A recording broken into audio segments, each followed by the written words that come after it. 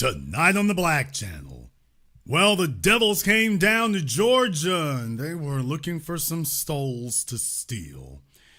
And this has parallels that echo back to other people all the way to Rittenhouse and beyond. The Black Channel is live.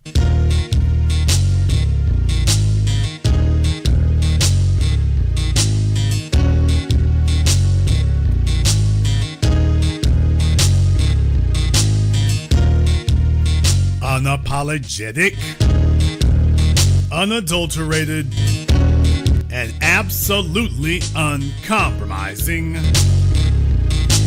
Greetings, brothers and sisters from around the world, and welcome back to the home, the haven, the stronghold, and the everlasting superfortress of intelligent black thought. We are the Black Media, and this is the Black Channel. And I am your host, your brother, your humble servant, the voice of Black America, the Black Authority, broadcasting to you live from the only historically black college and university of higher education and learning in the cosmos. You are, of course, welcome to join us. And join us you shall, because on tonight's program, down there in Winder, you're taking a look at, as events have unfolded, there was a shooting at a high school, a mass shooting there, and the usual suspects, as you've come to know them, the usual suspects. And there's a lot to unravel here where that is concerned.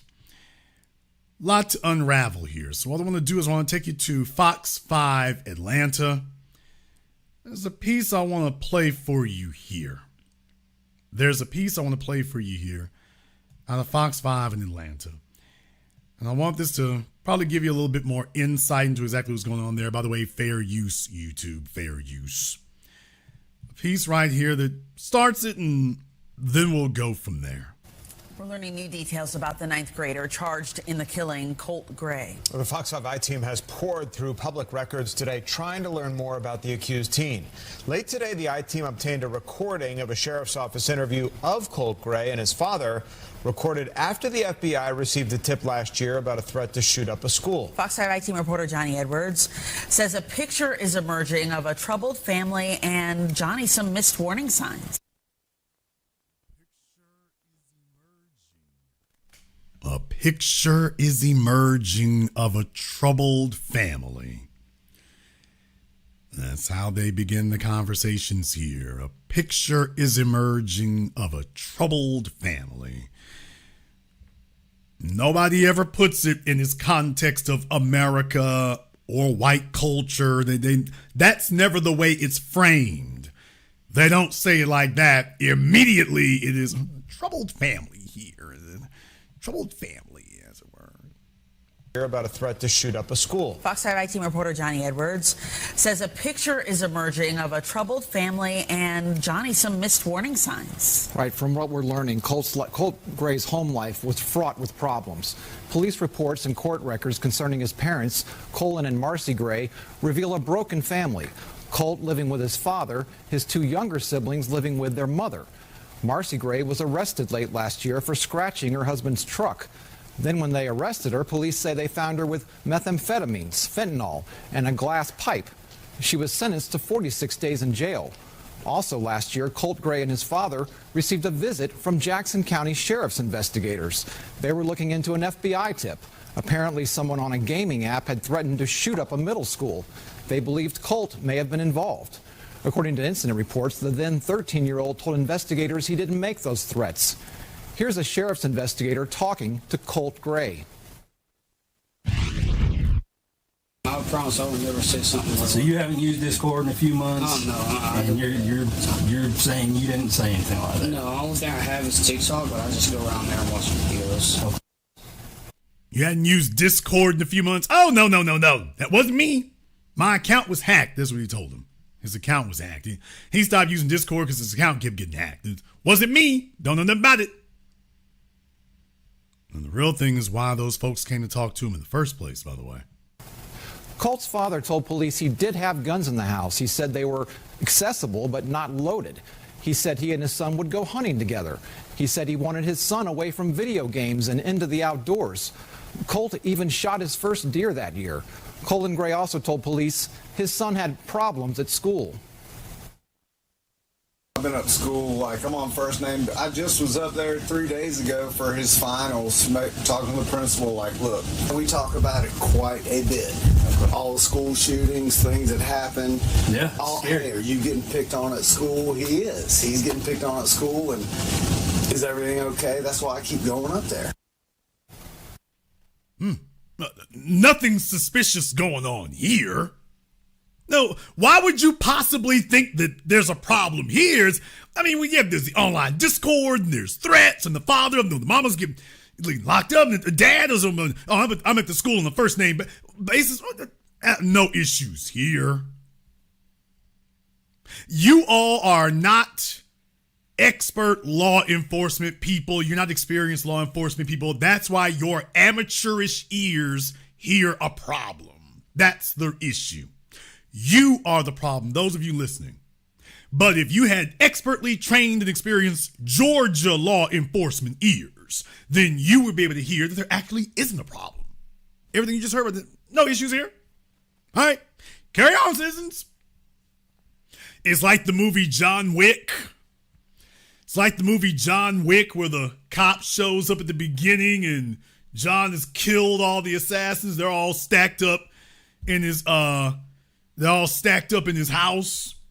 And the cop is looking at all these bodies back there. And everything all right, John? Everything's fine. Okay, I'll just leave you to it then.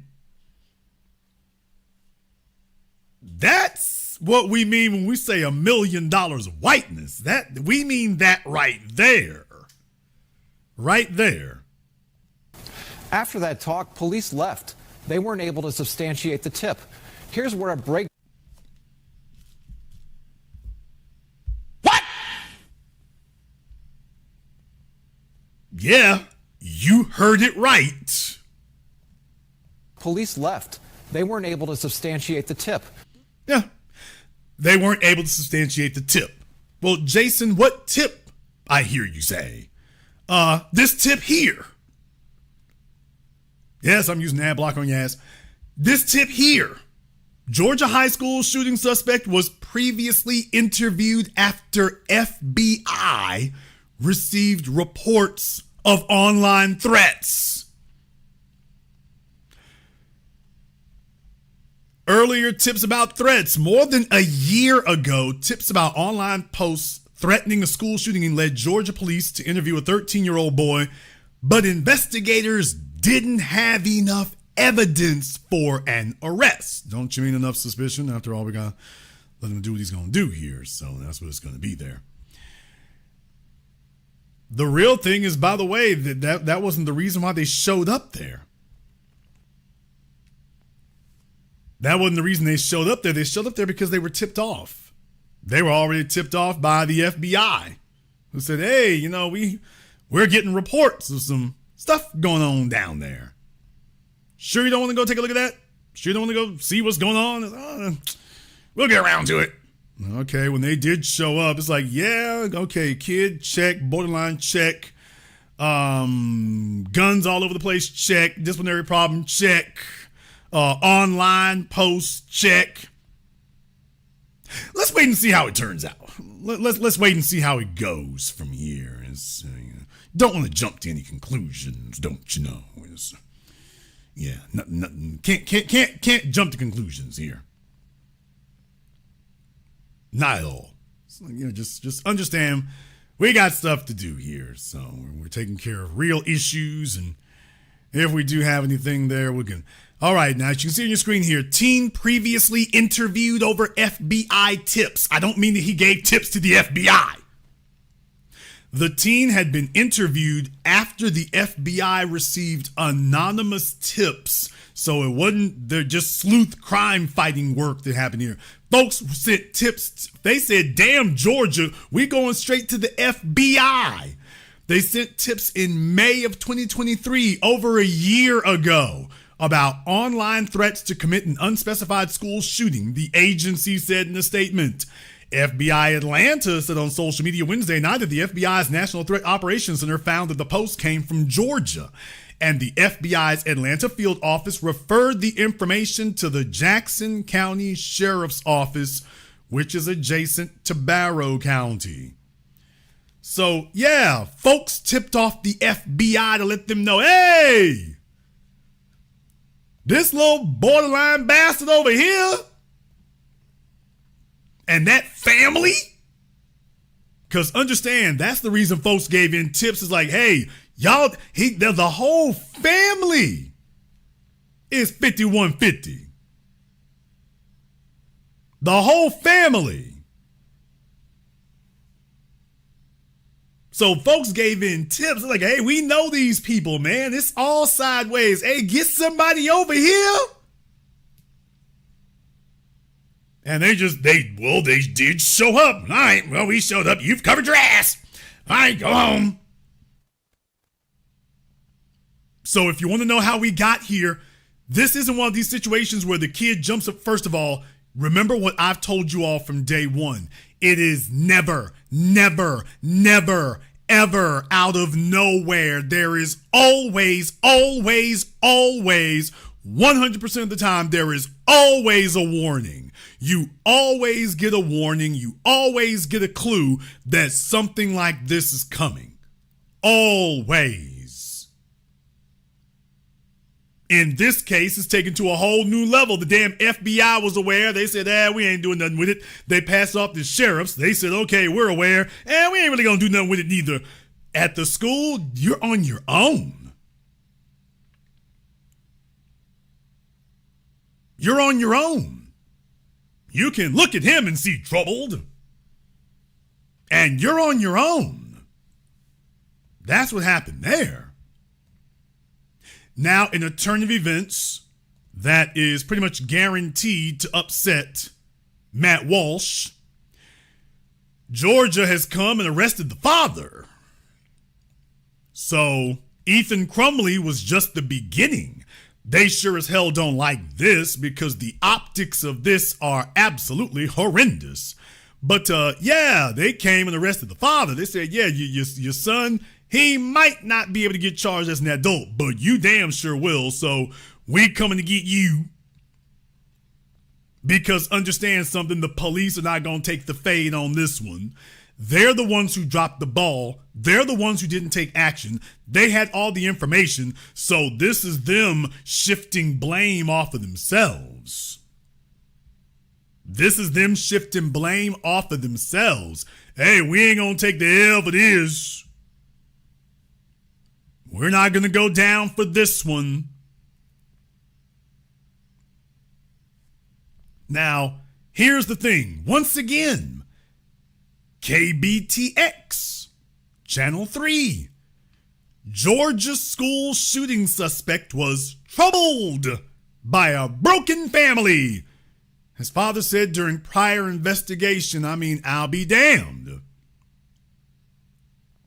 Every time we turn around now, it's broken home, broken family, troubled teen. Did you get that?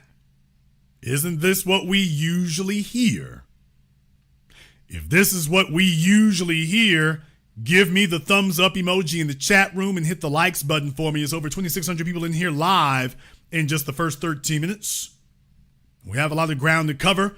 But if you all recognize this is what we usually hear, only from one segment of society, then give me the thumbs up emoji in the chat room and hit the likes button for me. By the way, we've had some suspected white supremacists and white supremacist sympathizers in the chat room. They'll have their opportunity to speak to me here shortly. The story here says it was just the two of them, the teenager and his father. Since an eviction a year earlier ended with the boy's parents parting ways in a separation that fractured the entire family. Well, y'all already heard what happened there. Mama is bat crap crazy and on the pipe. Dad is no better, so yeah, and away we go. Coming to a school near you. That's what Colin Gray told the Georgia sheriff's investigator who came to his door in May 2023 after asking whether an online threat to commit a school shooting had been posted by his son, Colt. I don't know anything about him saying bleep like that, Gray told Jackson County Sheriff's investigator Daniel Miller. Hey, Daniel, did you drop the ball on this, Daniel? According to a transcript of their interview obtained by the Associated Press. Quote, I'm going to be mad as hell if he did, and then all the guns will go away. Damn! House full of guns. By the way, house full of guns. Now both Colt, 14, and Colin, 54, are charged in the killings of 2 students and 2 teachers Wednesday at Appalachee High School in Barrow County outside of Atlanta. 9 others were hurt, 7 of them shot. The Grays appeared Friday for the first time in court, where their attorneys declined to immediately seek bail. I guess they knew that wasn't a great one there.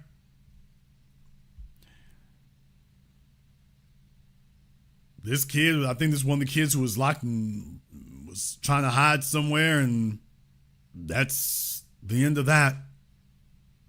That's the end of that. Quote, he gets flustered and under pressure. He don't really think straight, Colin Gray told the investigator on May 21st, 2023, recalling a discussion he had with the boy's principal. Shooting and hunting, he said, were frequent pastimes for father and son. Gray said he was encouraging the boy to be more active outdoors and spend less time playing video games on his Xbox. This is all last year, by the way. When Colt Gray killed a deer months earlier, his father swelled with pride. He told the investigators a photo on his cell. He showed the investigators a photo on his cell phone, saying, "You can see him with blood on his cheeks and shooting his first deer. It was just the greatest day ever."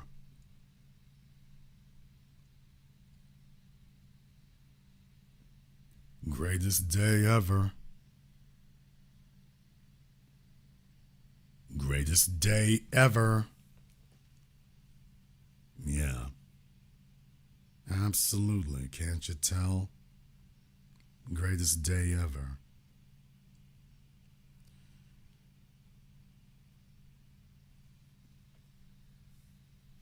Please understand the police and investigators are hearing all that. The police and the investigators are hearing all this. They're hearing that.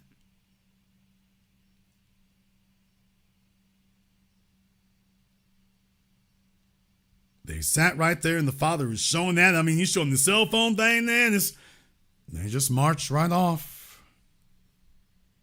They just marched right off. You couldn't pay. There's nothing you could do to get that kind of deference. You don't have it. You don't have it. You can't get it. There's nothing you can do, nothing you have. You don't have it. You can't get it. Not going to occur for you at all. So don't even worry about what you're going to do to get it. And the father was gleefully telling anybody who would listen that, by the way, yeah, we done knocked off some deer out here and everything going great so far.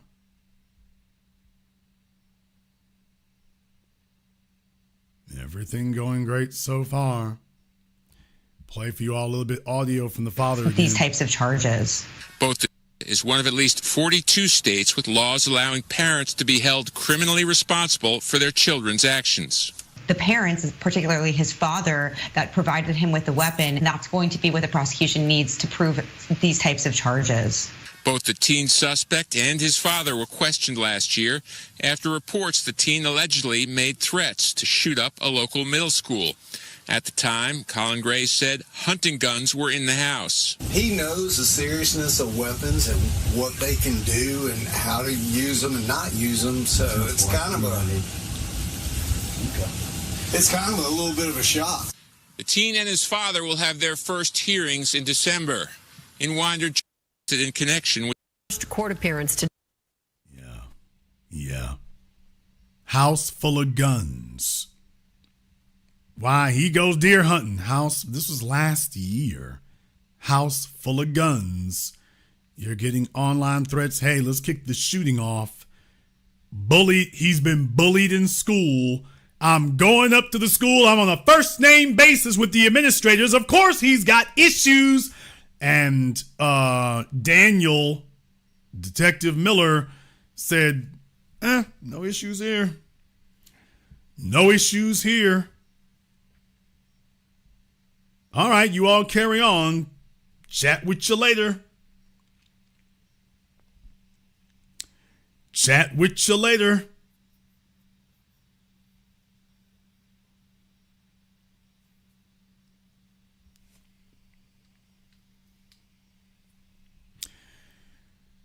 Jason, why are you referring to Kyle Rittenhouse when you talked about this? Why are you referring to that when you speak about this? I'm referring to that for a very good reason. Because you see, this is what happens. Please understand, this is what happens. I've warned you all before. I've warned the nation here before.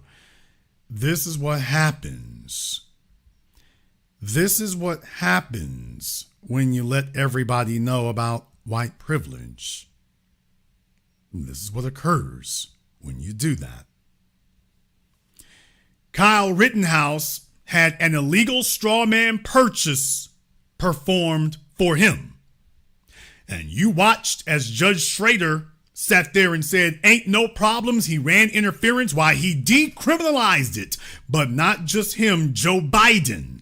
Joe Biden, Merrick Garland, the Biden administration, they decriminalized a straw man purchase for a rifle used in a mass shooting. They got together. They circumvented the Constitution and the law. They invoked the law of white supremacy and said, ain't no laws here. And it wasn't just Kyle Rittenhouse. It was his buddy who they let off, both of them, even though clearly they admitted to the crime. This is a firearm offense. They admitted to the crime. And then they said, ain't no big deal here.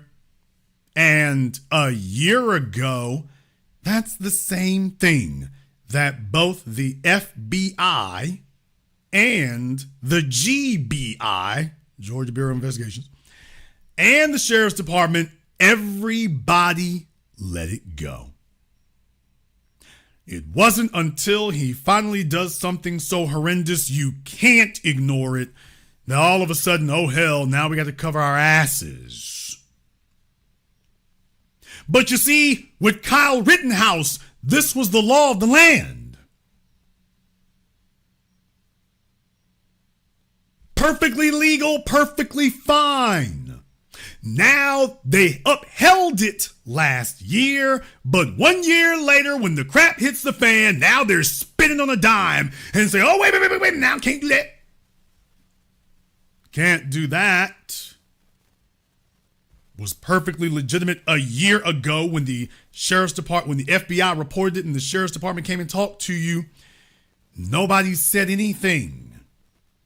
When you had literally every stereotypical warning factor in place a year ago, and they ignored it. Shouldn't he have had further monitoring? Shouldn't he have been watched further? Let me go ahead and deal, because understand something. On my YouTube channel here, you have a lot of low-key white supremacists. They hang in the background. They try to make little comments when they think they won't get called out for it. You will today. But, yeah, one more thing here. For anybody who would sit here and try to tell you, well, Jason, see what the issue is. They ain't got time for all that right there. They is busy enforcing the laws in public safety in the state of Georgia. How can they sit here and be watching one kid? They watch black folk all the damn time. They follow us around all the damn time. They monitor us all the damn time. They bird dog us all the damn time. You've got an entire surveillance complex set up to monitor us 24 hours a damn day in every city, not just every state. This isn't the feds. At the state and local level, everywhere in America, they monitoring us. Yo, every damn move, your every website, your every text message. Why, they always have unlimited manpower to monitor us. Unlimited manpower, unlimited resources, unlimited machinery, unlimited ingenuity. Why, they can monitor us 24/7. Boosie couldn't travel through Georgia with a jerk. Did he say jerk? Don't you mean joint? I said jerk. And deal with it, nigga. And they showed you just how much they can monitor you there and how quickly they can move on things.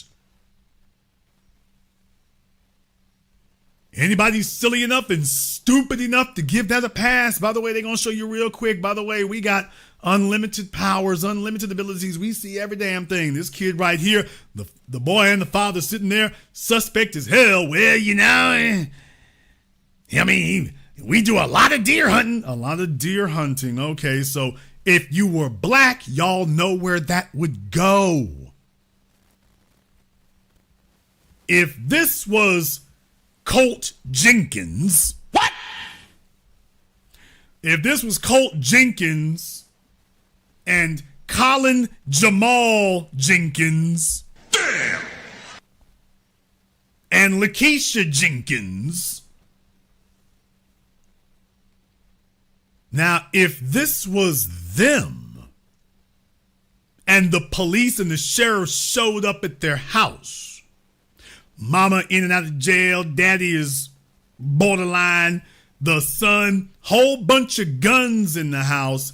The tips alone would have been enough for them to raid the whole house back then. They would have done that last year. The tips alone, they'd be all up in the house. They'd be all up in the furniture. They'd be all up in your cell phones. They'd be all up in your laptops. Y'all know what would have happened a year ago if the dad answered the door. Yeah, what y'all doing in my house here? We got plenty of guns. I mean, hell, don't you see? He just shot some deer here. We kill a whole bunch of things. I taught my son here, you need to have a whole bunch of guns with you here. I want him to. Why, they would have been acting like, oh, well, they would have been trying to find a picture of him somewhere holding two guns in his hands and whatnot. Can't you see the little criminal element? That's what would have happened. And you know it. There's no way in the hell they would have had the whole damn family. And, of course, they know they've been out there for the mama and the dad and whatever else going on. There's no way in the hell they would have sat up there and you answered the door when they asked you those questions and you answered the door like that. Oh, we got hella guns. My son got all kinds of issues. I got to go up there to the school and everything. I'm up there all the damn time. That would have been probable cause right there. That's enough. We good. We good. Get your ass out this house.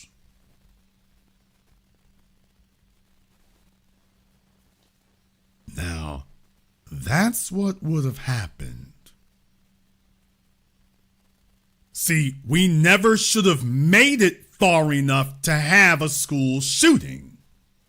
You heard everything you needed to hear last year, and you know damn well what the good sheriffs of Georgia would have done if this was the Jenkins family.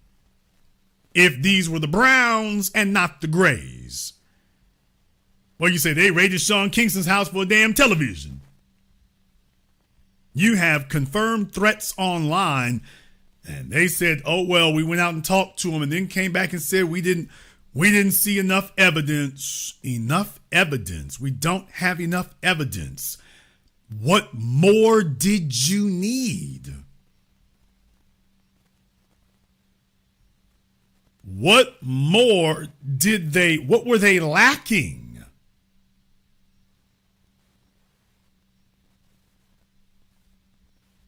You can't imagine, there's not a single person, anybody in here who's been a paralegal, any of you lawyers, the 2 or 3 who might be listening to this later because you're not going to be listening to it live because useless. But to any of you all who have any legal knowledge whatsoever, you know damn well if you were watching a YouTube video with 3 white sheriffs standing in front of a 13-year-old black boy. What? A 13, because he's 14 this year of the mass murder. Last year he was 13. If you had 3 white sheriffs standing in front of a 13-year-old black kid and his 53-year-old daddy with his GED, the father said he's got a GED, I'm not making it up, 53-year-old father with his GED, and you're hearing them ask those questions, and y'all know anything about threats online? Oh, nothing about that right there. Okay. You got any guns in the house? Oh, we got hella guns. Do you use them? Use them all the time. We go hunting all the time. Wow, we just did a bunch of deer hunting. Gonna do some more. Okay. You have any disciplinary issues? Oh, he's got hella disciplinary issues. He's got all kinds of troubles. Why he gets bullied. Why we have to go up to school every other month and whatnot. Every other week I'm at the school. I'm on a first name basis with him. Y'all would be sitting there telling niggas, shut up.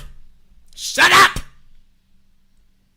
If you were listening to the Colt and Colin Jenkins family saying that to 3 white sheriffs, if y'all were watching the video saying that, all of y'all be saying the same damn thing. Niggas, shut up. What? Do you want to go to jail? Do you want you and the kids to all get locked up together? Niggas, shut up. What are you doing? That's what everybody would be saying. You be sitting there screaming at your iPhone. What is wrong with them? Are you out of your minds? Be quiet. Because you recognize you've already said too much. You've already copped to too much. You've passed circumstantial evidence and probable cause way back there. Way back there. Y'all wouldn't be sitting up here if you had your 13-year-old nephew and your brother, his uncle, whatever. If your brother and his 13-year-old nephew talking to the police and talking about that, you'd be like, man, if you don't shut the hell up. Why are you telling these people all that?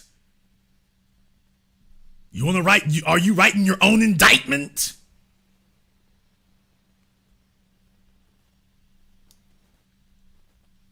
No, there was all kinds of trouble in school. There was all kinds of stuff going on. There were all kinds of things happening.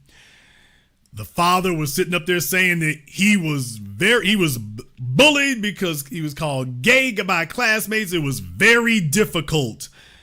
In other words, it's very obvious that you found your person online threatening people with a mass shooting. You found him. You don't need anything else. You found who you were looking for. Yeah, but here's the problem. Back to the Rittenhouse Effect. Just like George Zimmerman, these things don't come out of nowhere. People knew who they were and knew what it was. It's never their first time. It's never their first incident. They just get theirs swept under the rug. They just get theirs ignored. So when people try to sit up here and wave that black folk get black crime rate thing, they don't count stuff like this. They never do. They never tell you about all the dozens of times that police come out. They come up to white folks' homes and they're looking for reasons to leave. They show up in front of black folk and they're looking for rights to violate. You don't know a single black person you could name who said what they said to the sheriffs and got the response that they got. We're in a whole different realm of reality when that's the response you get. So they've had issues going on there for a while, and some folks were obviously scared enough that they said, we're going straight to the FBI. And the FBI said, meh, give it to the sheriffs. And then turned around and the sheriffs are like, yeah, we've seen enough. Because you see, if we start moving on this, if we in the sheriff's department, if we start moving on this, because obviously all the usual typical warning signs are there. Yeah, but they understand. They understand that school to prison pipeline, once you got the kids in the system, you got them in the system. If you start documenting this, why, you are putting him in a whole different category here. And the whole point is to not do that. So you are not allowed, under the rules of white supremacy, you're off code if you treat the young white folks like you do the black folk. You're off code. Because they know there are ramifications and repercussions of you doing that. When you start doing that, now there's no longer any justification for ignoring this person. Now you have to monitor them. Now you have to do that. And you see, the society has reserved its resources for us. Oh, you're supposed to do those things, but they reserve that only for us, whether you're actually guilty of anything or not. Don't worry, we'll monitor you long enough till we find something we can throw at you.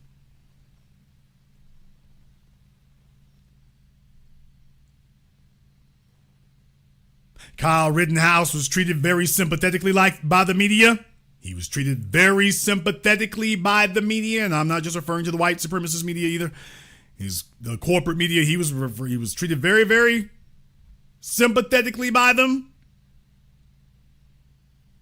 You see, when you're black, nobody sits up here and talks about your home life. Nobody does that.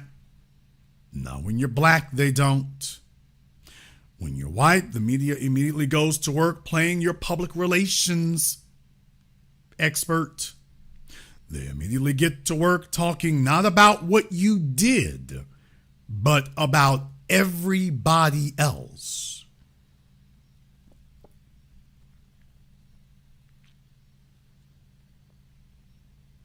They don't talk about you and what you did. They start talking about everyone else. Where have we failed as a society? What did we do wrong? They start going off into a narrative about the FBI and the sheriff's department, and trouble in school, and what can we do?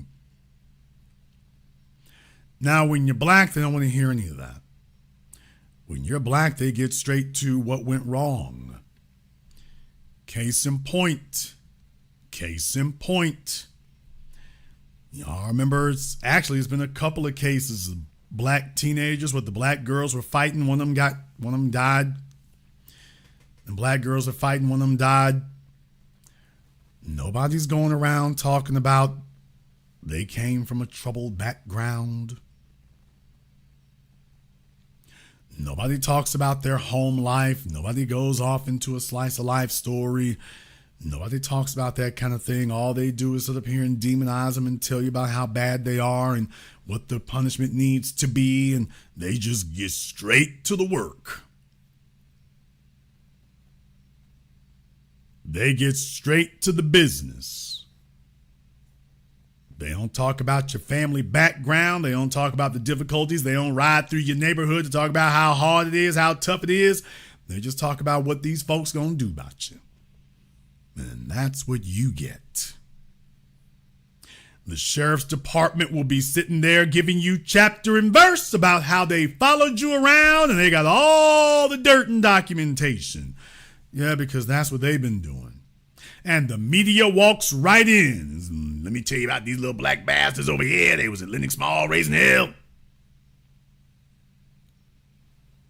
And that's what that becomes. That's the Rittenhouse Effect too. You don't have these other folks talking about, they're troubled kids. Especially not after you shot 4 or 5 people. Well, Jason, how do you know that? Because whenever you hear about an incident occur, all the folks who love to yell Chicago, they don't want to bring up this part now, do they? They find a suspect Whenever you hear about folks arresting a young black suspect, they talk about the crime. They talk about what they did. They don't say a damn thing about, well, they come from a troubled home life and he could have been the next SpaceX owner. It just goes straight to and long criminal record, criminal associates, criminal past, criminal. All kinds of criminality in this family here, but that's not what your headlines are telling you. Because what they understand is that demonization is a widespread weapon. That's what they understand. And once you start doing that kind of thing, you start asking different questions. This is why Matt Walsh, and I explained this before, Matt Walsh was very upset about the fact that Ethan Crumley's parents got charged. Now, he sees no problem with that if you were going around and gathering up black folk. That would be okay in his eyes. I warned you all then. Matt was very scared, very worried that you would make white parents the face of associated guilt. He was very worried that that's what it would become. Y'all better believe that Matt is shaking in his boots right now because it's happened again. It's happened again. And he's going to have to explain to people why he has a problem with this all over again. Why shouldn't they bring the father in? Why shouldn't they all have associated guilt with this? Why shouldn't they?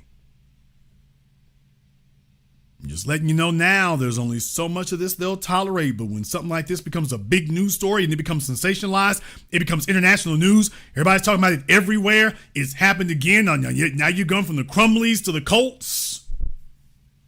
Well, from the Crumleys to the Grays. That's not a great precedent. That's not a great precedent to set right here. All you need is one more.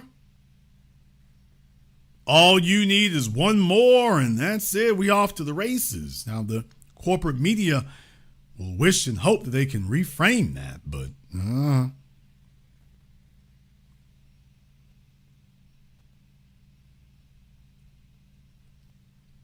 once again with the Rittenhouse Effect.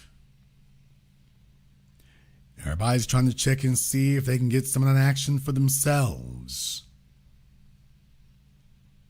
And everyone got the message here. Everyone got the message. They know, they understand how it's supposed to go and how it's supposed to be. They also understand how they got here. You can't say this time that you didn't have a warning, you didn't have a heads up, you didn't have any type of precognition about it. You've known for over a year. You've known since since school year last year. You've known since last school year. And they sat there with it. They sat there with it because at the end of the day, they understand what the risks are they take in actually dispensing justice. They understand that. Let's try this a different way here, folks. After what you heard his father say to the sheriffs, after what you heard him say, shouldn't the sheriffs have had a big conversation with him about the necessity of those guns being kept away from him? See, when you're black, you're going to get all kinds of warnings and things like that. You're going to get all kinds of things like that happening to you. Shouldn't they have had a very extensive talk with the father about what will happen if that's the case? Folks, what I'm telling you is that these are supposed to be experienced, seasoned law enforcement professionals. If you and I, just hearing that audio, can tell this isn't right, they definitely knew it. And they were willing to allow this to happen because the alternative would be to preemptively limit white people. Do you understand that?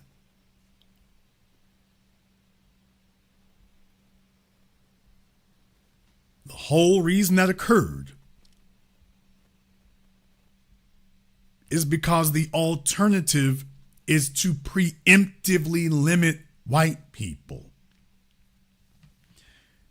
Follow me. You're never going to get rid of the Second Amendment in the United States. You're just going to have them trying to prosecute black folk and deprive us of our Second Amendment rights. You're not going to get rid of the Second Amendment because they understand that the gun trumps logic and reason. And in these places, they also understand that it is a necessity. It's a necessity that their young people be associated and be very firearms fluent. They have to be fluent in firearms, and the sooner the better.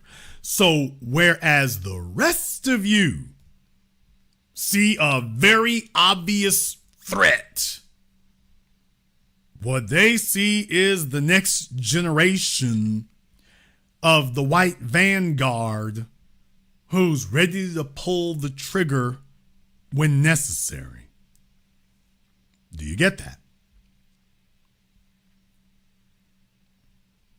They see the next member of the white vanguard, and he's not going to hesitate to pull the trigger if need be.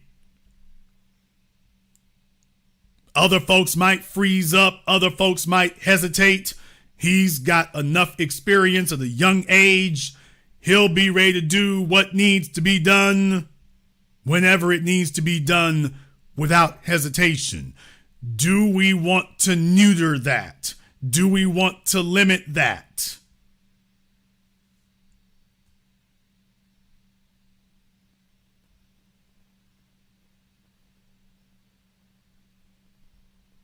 They don't want to create a culture where they're depriving these folks of firearms, especially at a young age. Because unlike you and me, they are in a race war. And yes, you do run a risk that some of these young operatives that you are enabling, you do run the risk that they could go sideways and they could have an incident of unparalleled mayhem. But that's a risk you're gonna have to take. You have to. You have to. Over time, I imagine that there would be more investigation into the father, and over time, I imagine you're going to see some alt-right MAGA tendencies there and whatnot. Over time, that's what you're going to hear. And I just want you all to understand, as a resident of the Deep South, it is a priority that their young people have as much contact with guns as possible. We talked about this for years. Black kids are not raised like that. You got an Xbox controller in your hands. And these folk are grabbing their kids and saying, okay, it's off to the gun range. But that's not enough. It's not enough. No, you have to go hunting. Did you all get that? The father was bragging because the son went hunting. The son went out to go kill a living being. You see, a lot of you have your children as people of our lineage. We reach an equilibrium with the environment. They're talking about a deer. People, do y'all see, do any of you realize how adorable deer are? Not quite so adorable when they go running across the damn freeway in front of your car. But do you realize how adorable deer are? You talk about Bambi. I mean, have you ever seen a deer? Those great big old huge eyes they have. Deer are adorable. Most of you would try to make pets of them. Might be going a little far. But think about that for a few moments. You see a deer and you think, oh, they're adorable. The Gray family over here sees a deer and says, I bet you I can kill that bastard at 100 yards. Damn!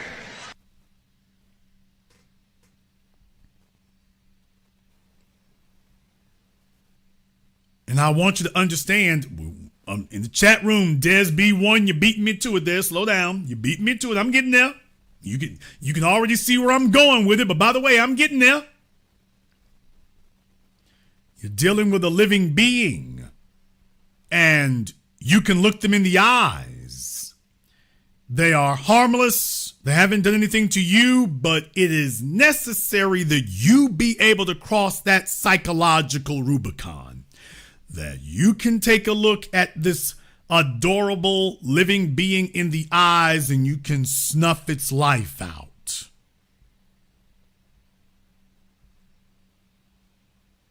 Do you realize the psychological barrier and line that you must cross? And if they get you doing that at a young age,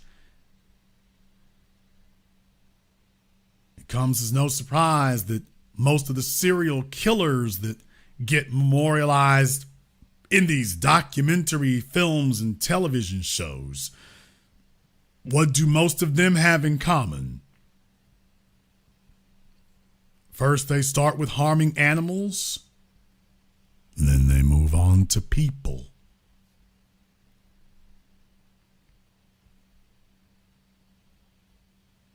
But first and foremost, we've got to get them over that psychological barrier. If they're not willing to kill a kitten, then they will not be willing to gun down 10 or 20 black folk. Do you get that? If you cannot get your son to at least kill a deer, how do you expect him to gun down 10 or 12 black folk when the race war kicks off?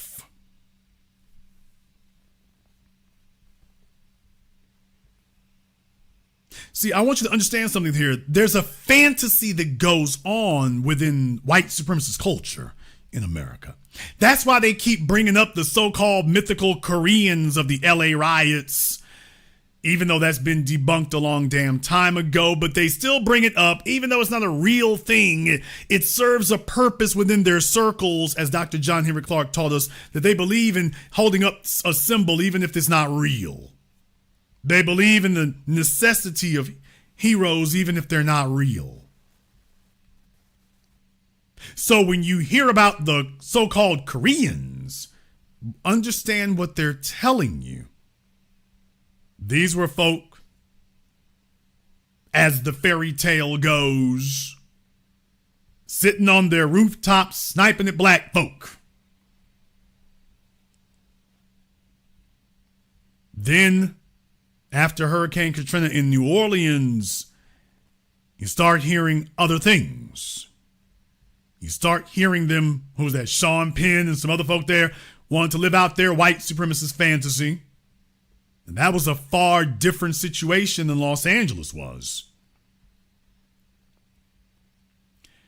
And they were sitting up there bragging about being in position to gun down unarmed black folk there. Not armed black people, which was the whole point. Unarmed. Because the goal, the agenda, is not self-defense. The agenda is ethnic cleansing. Every time you turn around, they're giving you their pointers and giving you their view on some sort of ethnic cleansing agenda. The necessity of being able to kill unarmed beings. Defenseless, unarmed beings. The necessity of being able to do that.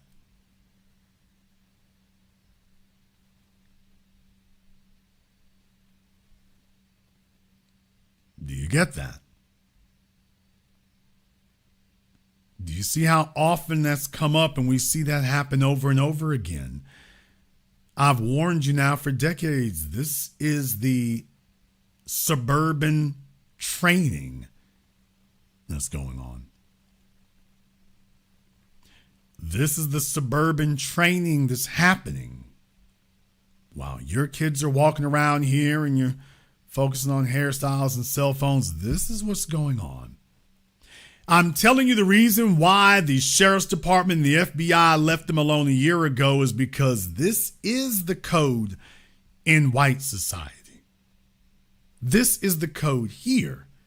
They all have someone they know, or they're doing it themselves in their own families. It's not a foreign entity. Everybody is in. It's a religion. Everybody is practicing. Everyone is involved. Because at the end of the day, just in case, you need to take some extra steps to ensure white privilege and white supremacy, you're going to need some folks who can go out and do heinous things. But you can't expect them to do heinous things on a random Tuesday. You are best served if they're trained well in advance. They've been doing this for years, decades, been doing it their whole lives. Your kids have been trained to be children, and their children have been trained to be soldiers.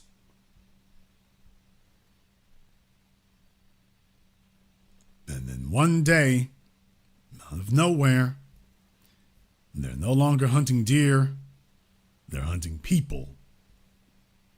And everybody had a bunch of heads up and a bunch of warning and a bunch of pre-notice, and it was just sitting right there. And in this case, now it's nakedly obvious they left him right where he was. What's the purpose he serves then? The purpose he serves is that they are hoping that he gets past 18. But we need every hand on deck we can get. We need every hand on deck that we can get. And he needs to be allowed to be where he is. Take a look at how they cheered Kyle Rittenhouse. Take a look at how they cheered that for him.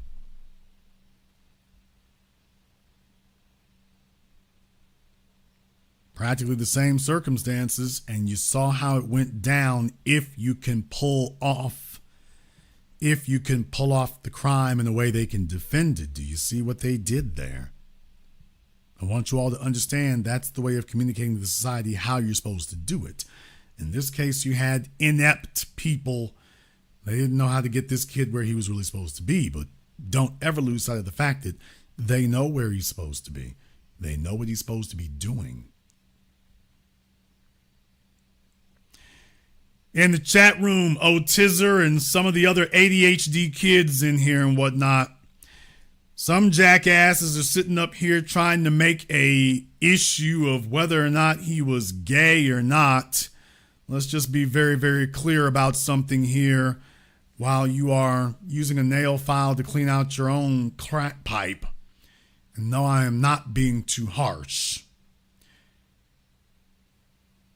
He wasn't soft when he marched off in that school and tried to gun down every person he could. There wasn't anything soft about that.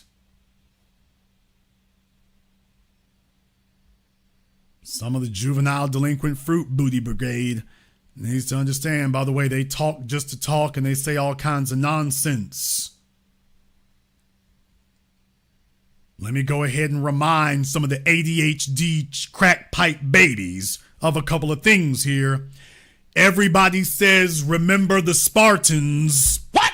Oh, we got to go there with it. But we all remember what the get down was for the Greek soldiers and the Spartans, by the way. If you would like to go and investigate your history or get the real facts about that. Yeah, the Spartans were some big, strong men.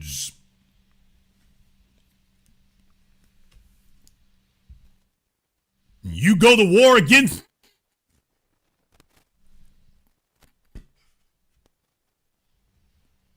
You fighting for your life.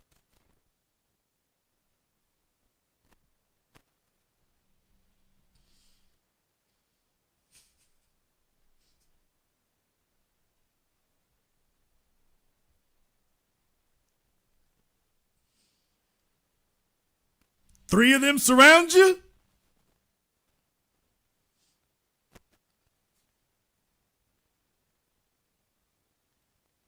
Where y'all swords at?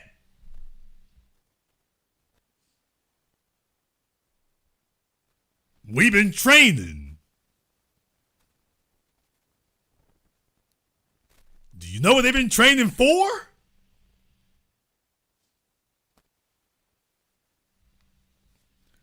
No! If you haven't read enough of your history to know about that, by the way, a squad of Spartans run up on you. Oh, I hope you're not the cute dude out the group. Because they have been trained in several forms of martial arts.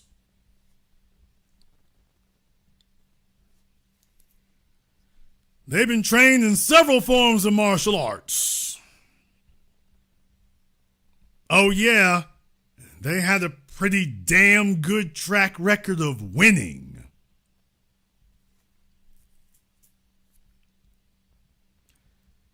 Okay. They had a pretty damn track record of winning too, didn't they? Just saying. Oh, then them boys who like them boys, and he'll be an easy win. Okay. Let me tell y'all, you think you've been in a fight with somebody who was fighting, they was starving and they was fighting for a sandwich? Imagine being with a fella here who you looking real tasty to him and he fighting to get some of that. He's like, oh, I got to get you before you get out this damn bathroom. You ain't never seen a homeless, starving person fight you like this fella about to get at you. You ain't never seen that.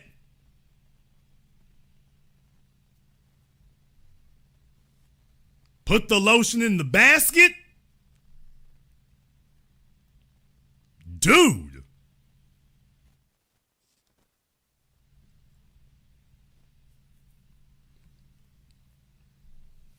So, do not be deceived. This idea that, oh, well, you know what I mean? I heard some things. I heard he's willing to kill 10 or 12 people. I heard he's willing to murder 10 or 12 people. And he's not the only one.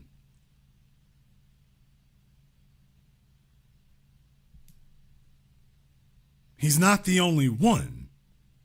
So if you stood up here and take it for granted, see, I got to wake y'all up right now. You gonna try to take it for granted? Oh, I heard he's one of them boys like them boys, you know, as if that makes them more harmless. As if that makes them more harmless. Jeffrey Dahmer, John Wayne Gacy. We can actually go down a long list of that one. We can go down a long list of serial killers who they have known both woman and man. This idea that, oh, well, I heard he liked them boys. I ain't got nothing to worry about. Yeah, I'm not going to have you all ill-informed. As a matter of fact, that's more reason for your ears to go up. You cannot afford to have a childlike, infantile mentality about this. That's not harmless. That's not harmless at all. Especially if they're trying to conceal it. Now they feel they need to overcompensate. So You know what happens when you have a wannabe gang member? What happens when you have a wannabe heterosexual? They gonna go crash all the way out to take folks' minds off of that. Why guns are masculine? So if y'all think you're masculine, I'm gonna do things with a gun you'd never imagine. I'm about the business in a way in which you could never imagine.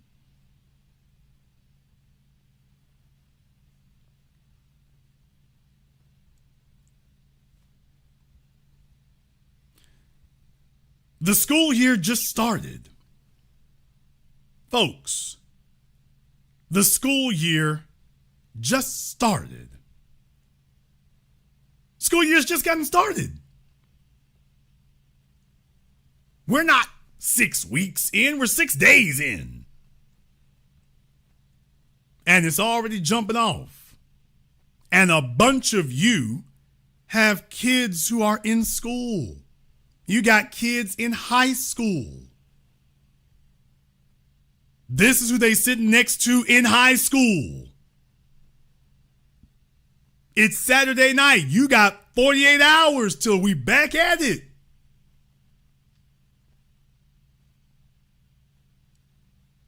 You got 48 hours before we back into it.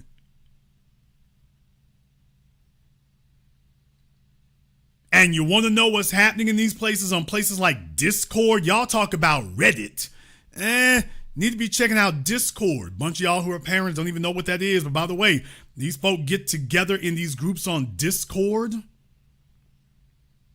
They get together in these groups on Discord. Well, they talk about, you hear how much they yell nigga, nigga, nigga on these Xbox Live games when they're talking to each other. What's happening in these other places, man? If you got kids in school, you need to be aware so that you can have a real conversation with your kids, because you can't have them get up one day and they can't recognize who the next damn killer is gonna be. They sitting there in class, oh, well, he's different my ass. What's his mama into again? Oh, I mean, she been arrested and she on drugs and she be laying there with them thugs. Okay. And his daddy, oh, he loves guns and MAGA and okay. And what's he doing? Oh, he doing some of everything. And you said they got guns at that house? Sure do. Plenty of them. He goes hunting. He shows some pictures right there. He kills as many of them as he could. He brags about it all the time. He talks about it all the time. Y'all talk to your kids about some of these throwed off kids at the school with them. I'm just telling y'all, you need to be talking to your kids about some of the throwed off kids at the school with them. They're sitting right there. They're sitting right there. You're sitting at your job, you sitting at home, your kid's sitting right there, ground zero. And that's a heartbreaking thing. That's a heartbreaking thing. This woman, I presume, was sitting at home. Sitting at home, I guess, or sitting at her job. She was sitting at work.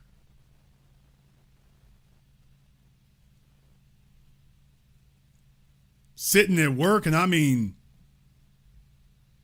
kid has done messaged them and knowing they're gonna die.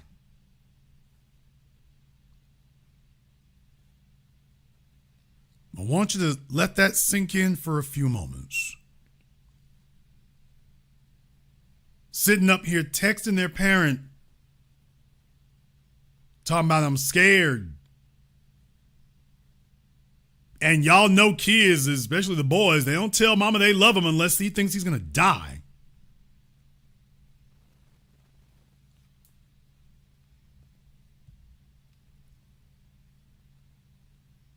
Now you imagine that you are sitting at your job and your kid sends you this text message. Mama, they started shooting at the school. Somebody is shooting here. I'm hearing screaming. I'm hearing yelling. Somebody is shooting here. I think it's that gray kid. I think it's Colt. You sitting at your job on the other side of town. You're sitting at your job on the other side of town. And your child is sending you that text message. They started shooting at the school. I'm scared. I hear the shots getting closer. Well, stay in your classroom. I'm not in the classroom. I'm in the bathroom. One of the kids, I believe, got gunned down in the bathroom. Yeah, there's nowhere to run. Remember Columbine? They got gunned down in the cafeteria. There's nowhere to run. Imagine getting that message at your job, that message at your house, that message at your desk. Dad, I'm scared. They started shooting. They're in the school. And it's just your kids stuck in there with this because they want to make sure that just in case elections don't ultimately go their way, and just in case the political process doesn't continue going their way, and just in case they lose a little too much of a grip on the socioeconomics, well, they've always got firepower veto. And they need to train their children early that just because your kids might be faster, might be able to run faster, might be more athletically inclined, we got something that'll slow you down, and we're going to teach ours from a young age.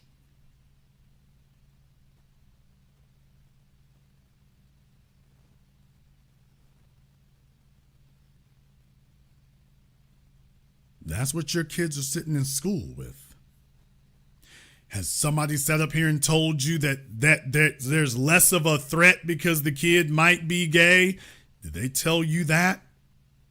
See, a lot of folks like to play that mess with their children. A lot of you black females in here, I got to read the mail. Y'all play that mess in school. Oh, I think that's cute. Hee hee ha ha. Okay. You're telling your children, oh, don't worry, you're even safer over there, really? Really?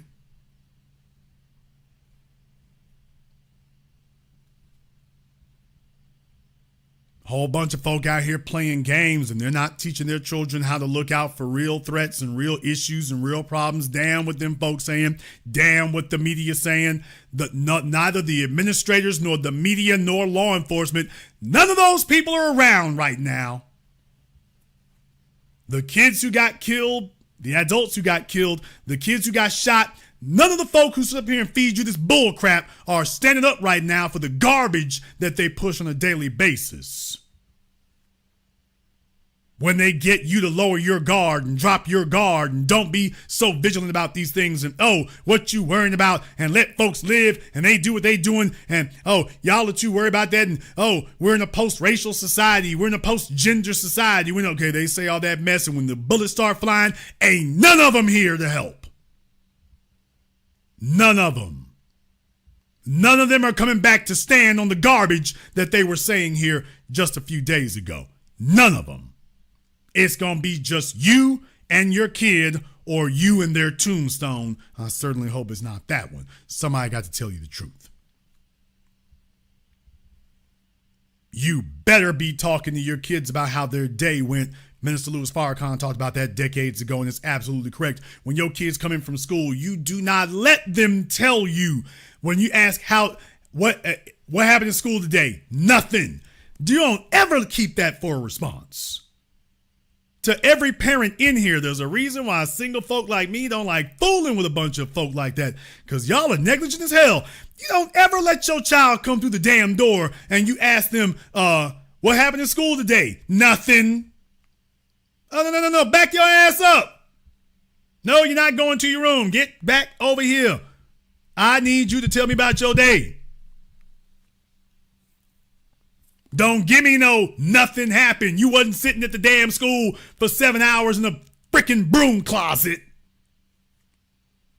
You wasn't sitting there meditating for 7 hours. What the hell went on?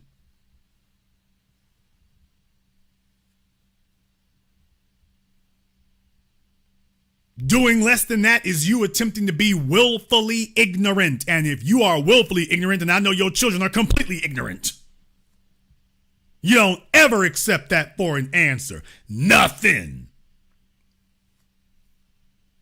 You tell me, you ain't concealing no information here. I need to know what's going on. You gonna tell me everything that's done happened today. When they come back tomorrow, rinse and repeat. And eventually you gonna hear some things you shouldn't be hearing. Yeah, the kid who got kicked out of school last year, the kid who got expelled last year, he's back. What? What happened to school today? Nothing. No. What happened to first classroom today? Any troublemakers? Well, there was the one kid.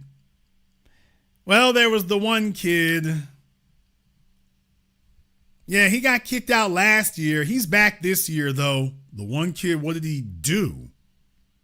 I'm not really sure. It was about the police, and there were some guns and things. Police and guns and things. Yeah, he was always getting into trouble. Your children, there's a bunch of y'all out here, you so busy trying to be negligent and you trying to get to the damn turn up that you are assuming that your children are as aware as you are, and a lot of you are not aware at all, and assuming your children are as aware, and oh, well, if it's a real big issue, the kids will take care of their damn selves. Then you get a text message. You are the parent. You are supposed to be the eyes and the ears and the experience and the understanding that your children are not. That's what you're supposed to be. You're supposed to be on guard against warning signs. You're supposed to be investigative. You hear something that ain't right. It's like, yeah, by the way, where is that kid now? And then you contact that school. By the way, yeah, the kid, there was some shooting. There was some messing going on up here. Where is he at? Oh, well, he's back in the school. He's back in the classroom now. How? How is he done raised all this hell and he back up in here?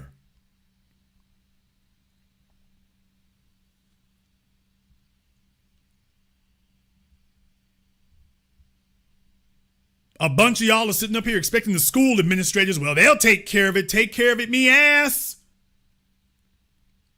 And you supposed to get answers. And if you don't get some answers that you like, you supposed to take some action. Because please understand, all these schools that go through this bull crap every time that stuff happens, man, they bury your kids and then school's back in session Monday morning. They might take a day or two off. School is back in session Monday morning. Your kids, if they do live, going back to damn me class with PTSD. If they hear a door in the school close too loud, their heart jumps. No, you supposed to be hyper vigilant. Y'all can talk about Scooter the Shooter all y'all want to there. If your kids are saying something crazy to you about somebody at the school and whatnot and something ain't right, you supposed to go take a look at him, because all of us can take a look at him and see, I'll be damned, suspect number one. And deal with it, nigga. All of us up in here can look at this kid and see, oh, I'll be damned. There's the next mass shooter. I bet you he got the guns right now. Well, I mean, his dad do got the money. He just went deer hunting. Every one of us can look at him and see. It's a matter of time. It's not even a matter of if. It's just a matter of when. What's his mama doing? Oh, she in and out everywhere. She thugged out and everything. Now, by the way, in the chat room, some folks made some points about the kid don't look like his dad. Not really sure. Did he color his hair? I don't know. You can take a look at them roots. You see his mama's hair. You see his father's hair. Then you see this. I'm thinking he colored his hair because I'm looking at those roots. But by the way, why is he doing all this? What's going on with mom? What the hell is she doing? She ain't involved. I'm like, okay. Dad thinks that raising a man is, well, here, get some guns. So let me get this straight. This boy is off in the damn bathroom with a bottle of Clairol hair coloring. And meanwhile, most likely dad is like, well, I heard my son liked them boys, so let me get him some guns. That'll butch him up. That'll get some machismo with him here. He's having difficulties coping in school. Let me get him some guns. That'll make a man of him. Let me take him into the woods. Maybe if he goes and kills 10 or 12 things. Did you think that Yo and his mama's screwed up ass relationship has scarred him? No, let's go see if we can make a killing machine of him. Let's go see if we can make a killing machine out of him.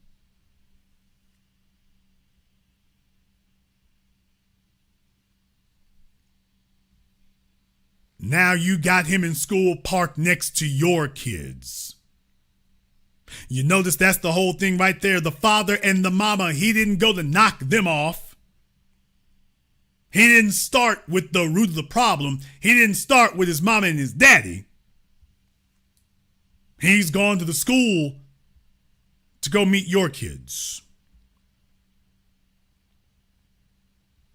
And now these folk with their screwed up parenting and the screwed up white supremacist government and the screwed up media and the screwed up school system, and now your kids are sitting there at the damn desk waiting and wondering, is today the day? Is it your day? We're subject to it.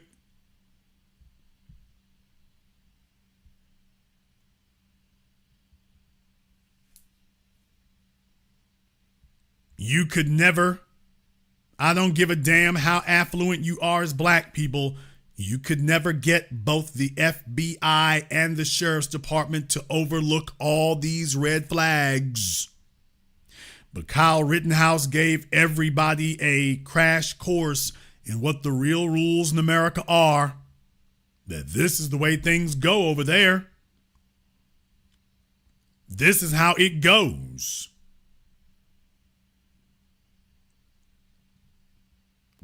Why would the father think that buying his son an AR-15 style rifle, and people shouldn't even use that phrase anymore, these guns have specific designations, but buying your son a rifle at 13 or 14 is okay? Well, it was okay for Kyle Rittenhouse.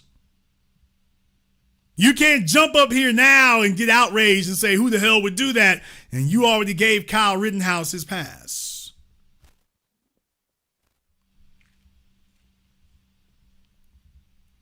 Once you said that Kyle Rittenhouse could do that and that it was an illegal straw man gun purchase and it still wasn't illegal, you know the damn message you sent. Now, all of us saw Judge Schrader. Judge Schrader is an alt-right white supremacist card-carrying Klan Nazi, if you ever saw one. Guaranteed, if you investigate him long enough, you're going to get tons of evidence. And Schrader, this is his legacy. He's okay with this. Far as he's concerned, you got to break a few eggs to make an omelet. And letting Rittenhouse off, even if this is the cost of it, then this is just the cost of doing business. It is better to have well-armed young white children, even if sometimes things go out of bounds, than to have them unarmed.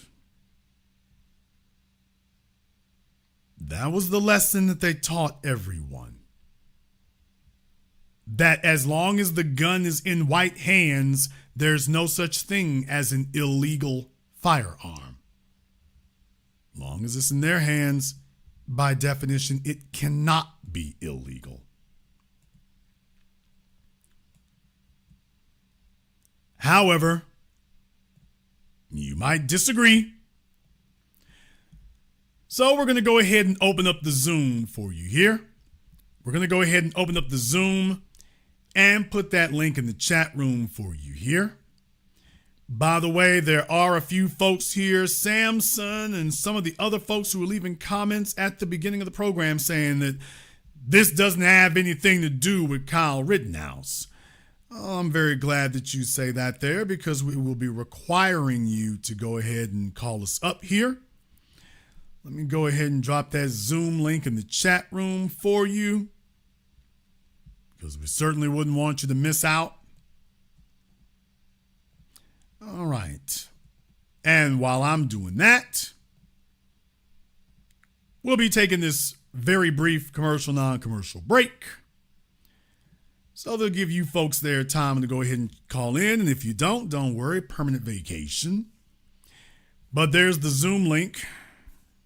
It's happened again here in America, folks. And my job is just to simply connect the dots.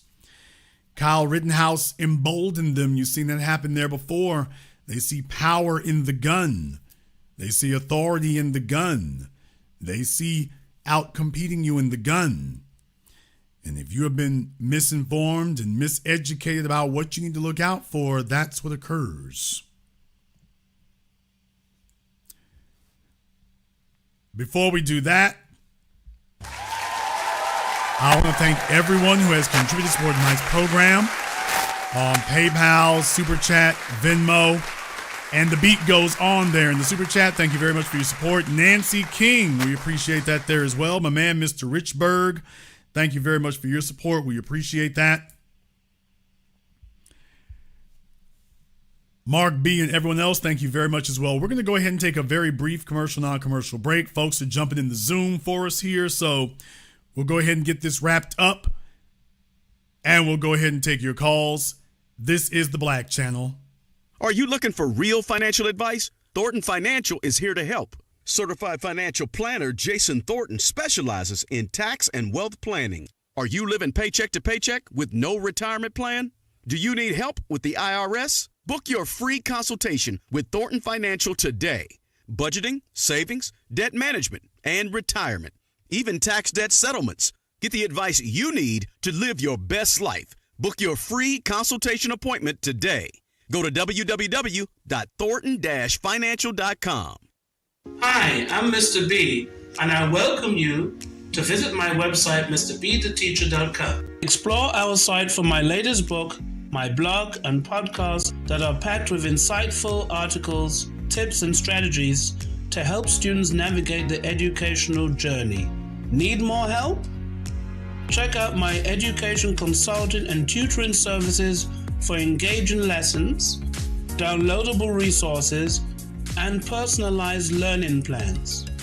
Please join us at mrbtheteacher.com today. Thank you all for listening.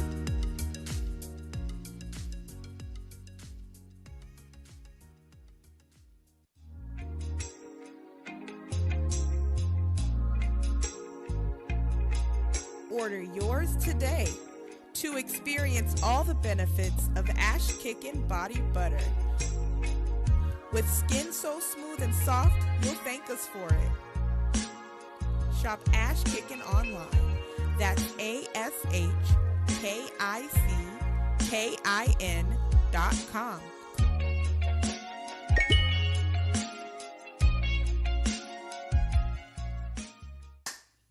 Hi, this is Brenda Starr, creator of Poetry with a Purpose and author of the book Pressed But Not Crushed. Pressed But Not Crushed is an anthology of political poems that address current and historical issues in American descendants of slave population and African American population. The book describes slaveries and its residuals, Jim Crow segregation, social depredation, and other relevant issues to American descendants of slaves and African Americans, including the current political climate that does not address our issues.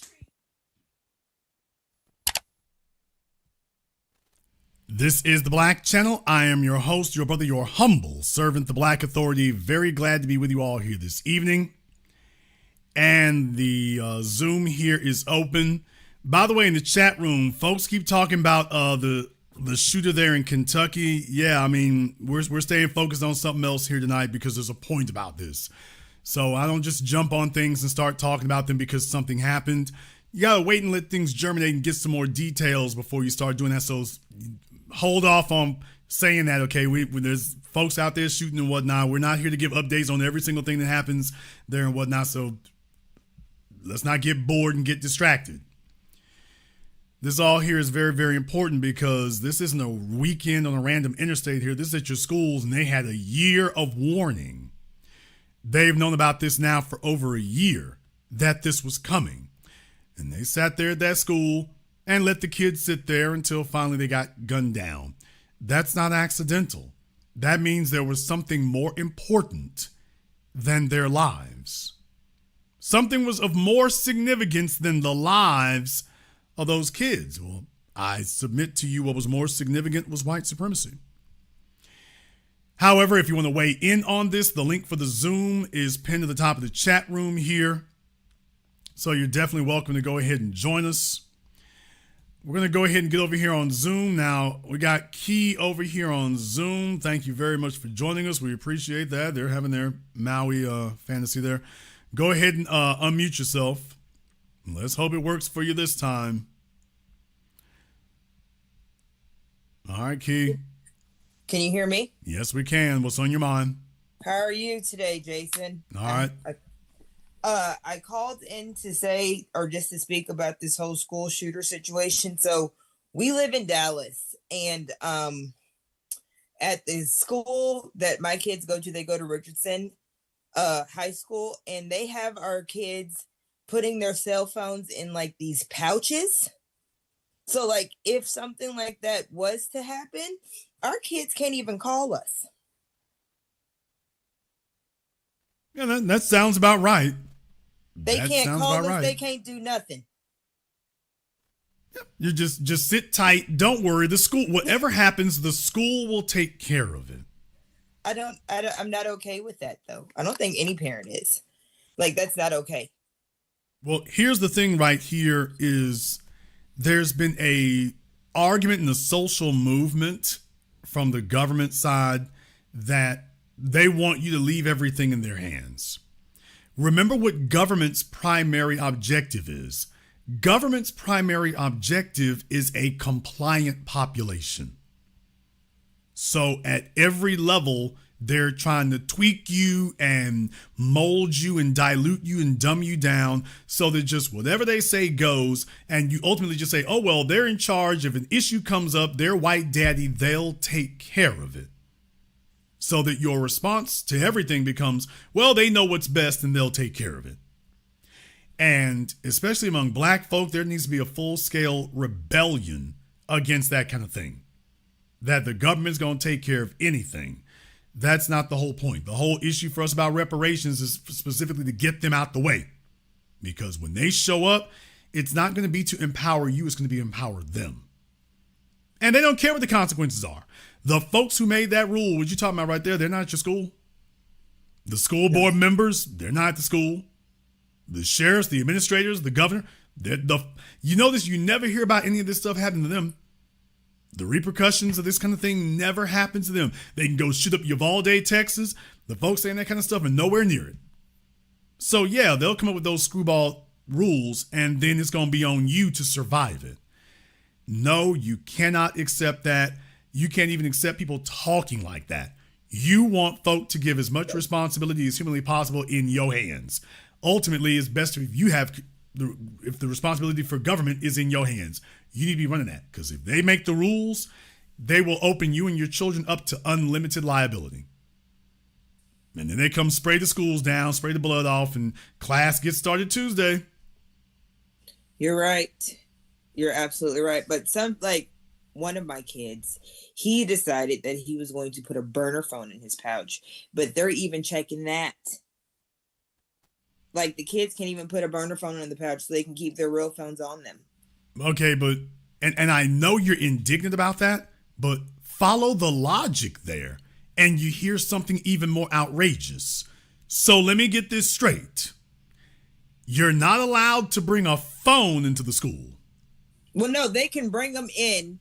They just have to put them in these lock pouches. Well, yeah, but I'm saying that they're searching for that. Okay, we're searching for cell phones at the school. Okay, but the mad gunman isn't going to have that problem. Y'all are vigilant for cell phones. We're not vigilant for a damn thing for the local madman and the local disaffected kid who's out there in the woods right now shooting at something at 4 a.m. before he goes to school. Well, don't worry about him. We're looking for cell phones. the real threat. That's what we worried about. We're worried about that. So what I'm saying is I can see it different if it was equally as vigilant. And I got the feeling that's not, Uvalde showed us that's not going to be the case. That's not going to be the case. So don't worry. We're looking out for real things like cell phones that are intended to make you feel more secure. Oh, well, they're not sitting in class goofing off on TikTok. And meanwhile, the mad gunman is sitting up there loading up his AR-15. Oh, trust me. And he going to walk right into school. The killing thing about it is, by the way, when he gets there, he's going to walk right in. There won't be anything that's standing between him and the classrooms. But your kids can't get a cell phone in the classroom, but the mass killer can get open access. Yeah, it's the evil world we live in. If y'all think for a moment that anything's going to stop him, as soon as he shows up, I promise, I guarantee you, the whatever school resource officer they have, he's going to be the first one running like a hoe. He going to sprint down the hallway like Dammy Usain Bolt. He going to be out there in the parking lot. Oh, there's a shooter in the school. Oh, well, Officer Kinsman, where are you at? Oh, I'm in the parking lot. They shooting. Somebody had to call you to let you know what's going on. That's what it's going to be. Well, at least they ain't got no cell phones in the classrooms. At least we made sure them all right. Okay. All right. You're right. Well, thank you. Oh, and before I go, I called in a couple of weeks ago and you drugged me for my dog being inside my bed. She's in her crate today. Okay. Well, I'm going to send the Dyson vacuum people there to make sure we get all the hair up and everything. So I want you, now she's starting to live right, y'all. So, well, she say, Jason, I'm trying to live my life right. Well, this is a good start. I had to come back and redeem myself because I told my husband, it was all like he got his followers thinking that I have my dog lick me in my face. I never think the dog was definitely on the bed. So, but look, at least she's wearing all black right now, so she doesn't have hair all over her shirt. So she's trying to get her life right, y'all. She's trying to get right with Jason, if not right with Jesus. So she's working on it. Thank you very much for giving us a call here. At least she's trying to get on the good foot. So step in the right direction. All right, let me go ahead and see if I can get B1 Harlem up on here. Go ahead and see if we can get B1 Harlem up on here. Okay, B1 Harlem, there you go. All right, B1 Harlem, what's on your mind, brother? All right, I just want to say thank you for the wonderful broadcast and the work that you're doing, man. Keep it up. I want to just mention that I live here in Harlem, during the World Trade Center, at that time when it blew up, I had brought my then teenage daughter a cell phone, and I was able to call her in her class and tell her that they blew up the buildings and don't get on the subway coming home, even though I went and picked her up. So if somebody tell you your kids shouldn't have a phone while they're in school, they're out of their effing mind, number one. Number two, in the case of this young kid right here, as I'm looking at his picture, he's going to have a hard time in the big house. Trust me. The second thing is when you talk about guns, I don't understand why the people who run the country, who are pretty infantile, why they think that guns are going to protect them. Because if you have ever been in the big house, the people who use guns for real, they don't give you a second chance. I don't care what kind of guns they got. You ain't going to get a second chance because there's no second chance with homicide. That's number three. And number four, if they don't decide to get some insurance for these guns, just like they make you get insurance for your car, this shit is never going to stop. Never, ever. It's never going to stop. You're going to have some accountability for these weapons. I don't care. You have a right to have a weapon, but you don't have a right to be not responsible. I'm glad they're locking up that kid's family because maybe people start learning that you have to have accountability. Well, I mean, look, the Second Amendment's enshrined in the Constitution, so it goes like with freedom of speech. So you have a right for that kind of thing. As black folk, it wouldn't bother us one way or the other.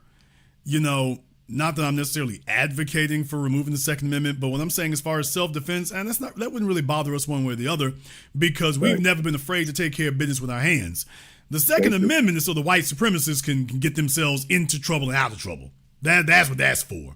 They've never been able to handle things with their hands. They always want to make sure they got a trump card.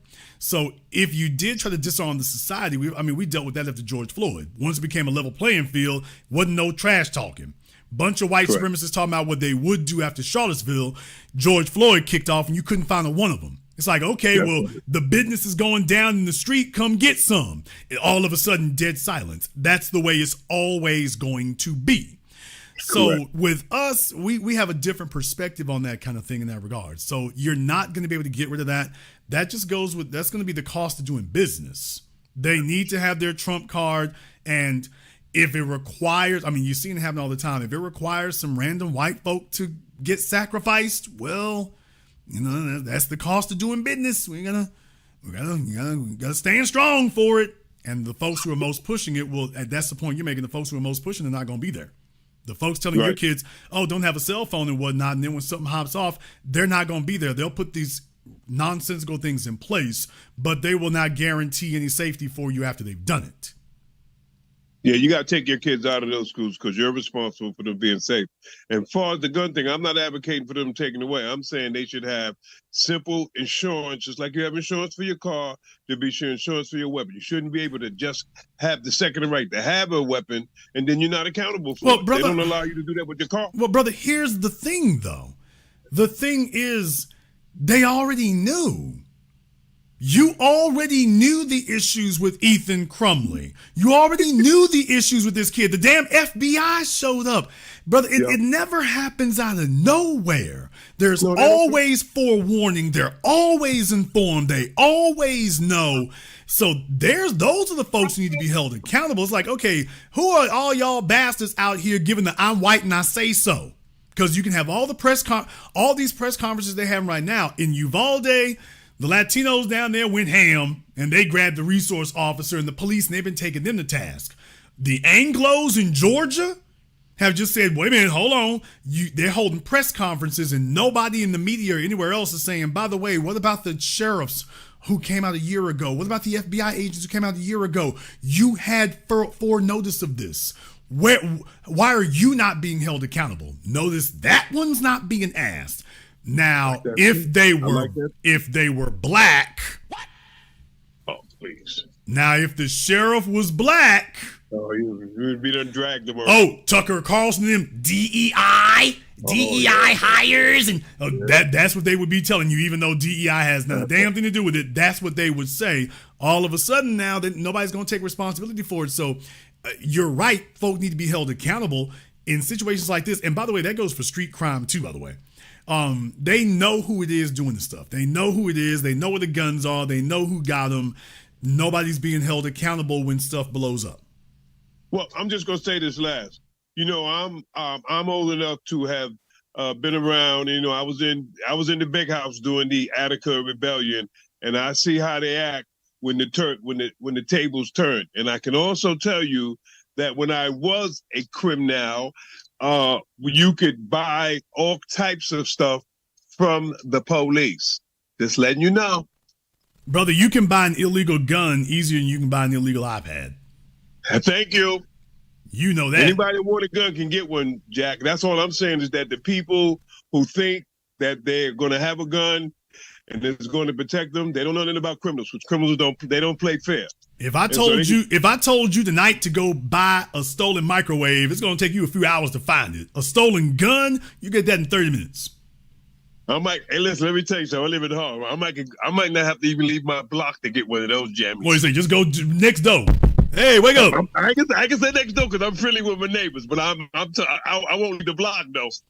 One floor down. Thank you very much for giving us a call. Yeah, I mean, just go one floor down in the building. Hey, you got the extra blick around there? Let me see if I can get Gene up here. All right, we got Gene on Zoom here, waiting for his audio to get connected. All right, his audio is connected. All right, Gene, what's on your mind, brother? Hey, Jason, it's Jane from DC. I have a few pointers I just want to get to. The reason that we don't hear about, very rarely to never hear about these situations happen in schools that's predominantly black is because we have something called metal detectors, bag checks, random bag checks. In addition to, they actually have locker checks here in the District of Columbia where they randomly just check the children's lockers at some of these schools. And another thing is the media completely contradicted themselves by saying they don't know when the gun was purchased as a gift for him Every damn thing we buy in this country goes into a transaction law. Well, they said they said they bought it for him for Christmas. Which by the way, so the FBI and the sheriffs came out in May of 2023. Told the father all this is going on, and by December 2023, he wants to go buy a kid a gun. Wow. And this is a thing.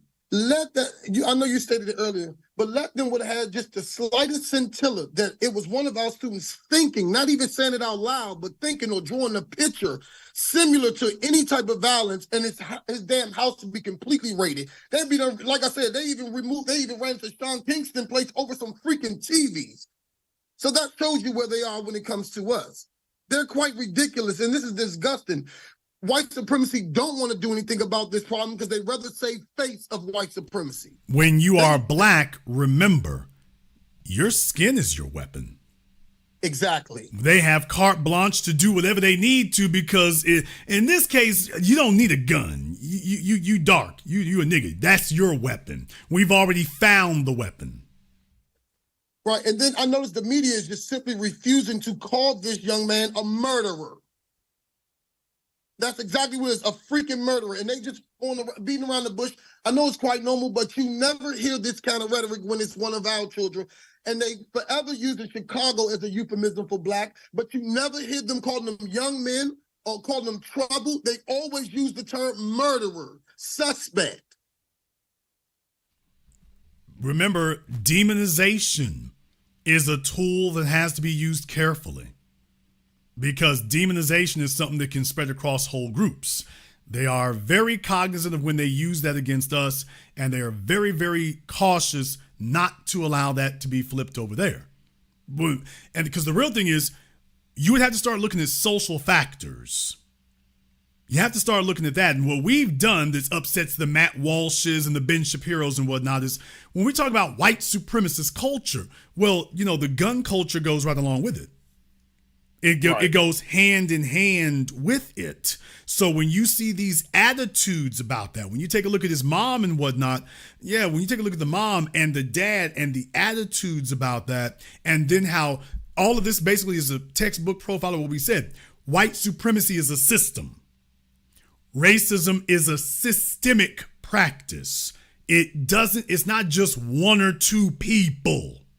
In this case, you got the mom and the dad and the sheriffs and the school and the FBI. Do you realize how many hurdles that kid had to get over before he could start busting? So it wasn't just one or two people. It was a whole system that got together and facilitated making this happen. Exactly what we've always said. Right. So what happened to the whole single parent home talk? Because he had both his parents and he still turned out to be a fucking murderer. Well, he's living with his dad. Mom is on and off the pipe. She's obviously out here just doing whatever she do. But let me just tell you something right now. Being a single parent is not an excuse in that regard, too. It really is. Because you don't see this kind of thing happening even in the most ghetto places there. They're not marching off in the schools, gunning down a whole bunch of folk like that. That's not happening there. So what is the moral of that story? The lesson that you're learning here is that even if you got one parent, if they on their damn job, this doesn't happen. It's their culture. Isn't that what they always say about us? Well, what you're seeing is an obvious thing here. Let's just call it for what it is. This is yet another young white kid who was told you can do whatever you want to do. Whatever you want to do. You want to go to school? There's nothing that can great. stop you. You don't? Great. You want some guns? Great.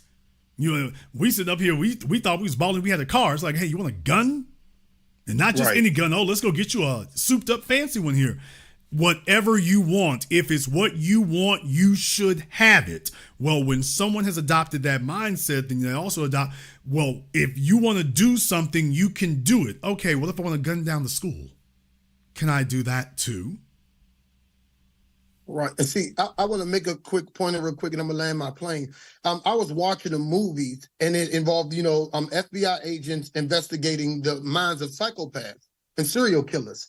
And they were doing the exercise training, and they were just, pretending to be black people. So one white student jumped up and said, "Why are we doing this?" He said, because we have to find another way to, negotiate, or do you just want to use guns?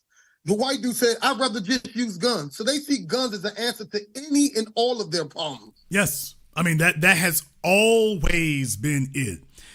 Our relationship to firearms is not theirs. Right. It has I've talked about this for years ago. Dr. Frances Welsing has talked about this. She talked about, psychosexual attitude about it. Mm-hmm. Mine has always been from a spiritual standpoint. When you saw Charleston Heston holding up this musket talking about from my cold, dead hands, that was not a political statement. That was a spiritual statement. That as far as he is concerned, this thing, his greatest allegiance is not to Jesus Christ. It's to this piece of weaponry. But why? Because this is how we conquered the world. Right, and there's another book. There's a book also called The Child's History England. And it also speaks about before these people know what to do with food, before they knew how to cook their food, they created weapons. Before taking the tin to make, armor to protect themselves, they used the coloring from plants as clothes, and they created weapons then next they created weapons to go to war before they ever even thought to build a stable freaking home. These people are just sick. Well, Dr. John Henrik Clarke talked about, he said, in European society, that the way they mischaracterize certain artifacts they found in history, because in their culture, everything that moves for war. So they think that everything that, okay, this thing must be a weapon of some kind. That's the thing they go to first and foremost. When in reality, psychologically, it's like, is that really a weapon, or are you predisposed to characterize everything or think of everything in a weaponized way? So you're looking for a way to weaponize things. So therefore, everything you look at, you figure, okay, you're biased towards seeing it as a weapon.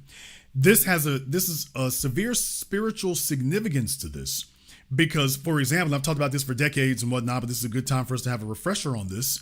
The Chinese, when we talk about gunpowder and sulfur and putting that together, they used it for celebrations. Not once did they ever conceive, I could kill 5,000 or 6,000 people with this. That was not what they were thinking when they were doing that. For us, for metalworking, we were not thinking we can chop up and kill 10 or 12,000 people. That wasn't the way we thought of it. These other folks got a hold of it and said they saw the gunpowder and rockets and immediately said, I can kill 10 or 20,000 people. I could conquer whole nations. This is going to be bloody. It's going to be ugly, and I'll be in charge. Joy in it. What I'm saying is, do you realize the mindset you have to say, this will be bloody, this will be ugly, and I'll be in charge? Well, you just set off a spiritual arms race. No wonder you had LaSalle and DeSoto and all these explorers and whatnot, and Christopher Colomb and all these people. And what's the first thing they did when they showed up? Let the slaughter begin. That's the first order of business is, by the way, y'all will bow or you will die. And when they had the guns, that was when they had matchlocks and muskets and things like that, that's what really kicked off exploration. Was at that point, they felt like we are equipped to handle and subdue anything. We're never going to get run off anywhere, any place we've never been before. We know one thing, we ain't never going to get run off. We will be able to kill people, wildlife, bears. We will be the most dangerous creature there when we get there. In other words, total dominance. That is what the gun represents to this culture, is complete and total dominance. Whereas you see it as something foreboding, they see it as something to be proud of. Complete dominance. When they talk about their militaries, you talk about reparations, the U.S. military spends $2 trillion a year. Excuse me. And by the way, almost half of that you can't account for. Right. Let me remind you all, remember, right after they pulled out of Afghanistan, remember the news report came out that there was $1 trillion that they cannot account for. $1 trillion. We covered that story here. $1 trillion. Do you realize how tremendous the fraud and abuse must be? Where their guns are concerned, there is no budget. There's no budget. Whatever you spend, ain't nobody even gonna check you. So that tells you this is a principle. Not an accounting principle, a cultural principle. We don't even worry about that because this is our principle. We don't count cost as long as the guns are available. Well, that's a spiritual significance. Well, it must be something deeper. Well, that's what it represents to them. It represents security. It represents power. It represents dominance. And it has a cultural connection that you and I simply do not have. You and I have not looked at guns and said, this is good for conquest. That this has a cultural significance of conquest. We don't see it that way. We see it in the current instance of how it can be utilized right here. We don't see it as, oh yes, and by the way, here's the rich history of slaughter. We don't see it that way. So we're speaking two totally separate languages. And that's important because that's not what your kids are being taught. And they're sitting right next to other folk, and that's what they're being raised on. This is the American way. I'll let you have the last word. I just want to say, keep doing the good work, brother. And I'll always be a rider and a foot soldier. Be one. Be one, brother. Thank you very much for giving us a call tonight. Yeah, I mean, when you see the cultural significance of that, what I'm saying is that's a religion. Once this crosses over into religious territory, the holding up of the gun, the looking at the bullets. I've even told you all before, by the way, even the fact how loud guns are when you shoot them. You've heard that sound before. It sounds like lightning and thunder. Do you understand where we at with this? Any of you who've ever heard folks hunting in the woods, or you went hunting in the woods, I'm talking about at a distance, when a gunshot goes off or whatever, it does that echoing thing and reverberating off the trees. It's like lightning. It's like a force of nature. How are you going to tell them they're not gods? They're literally creating lightning and thunder and striking somebody dead. How are you going to tell them they're not gods?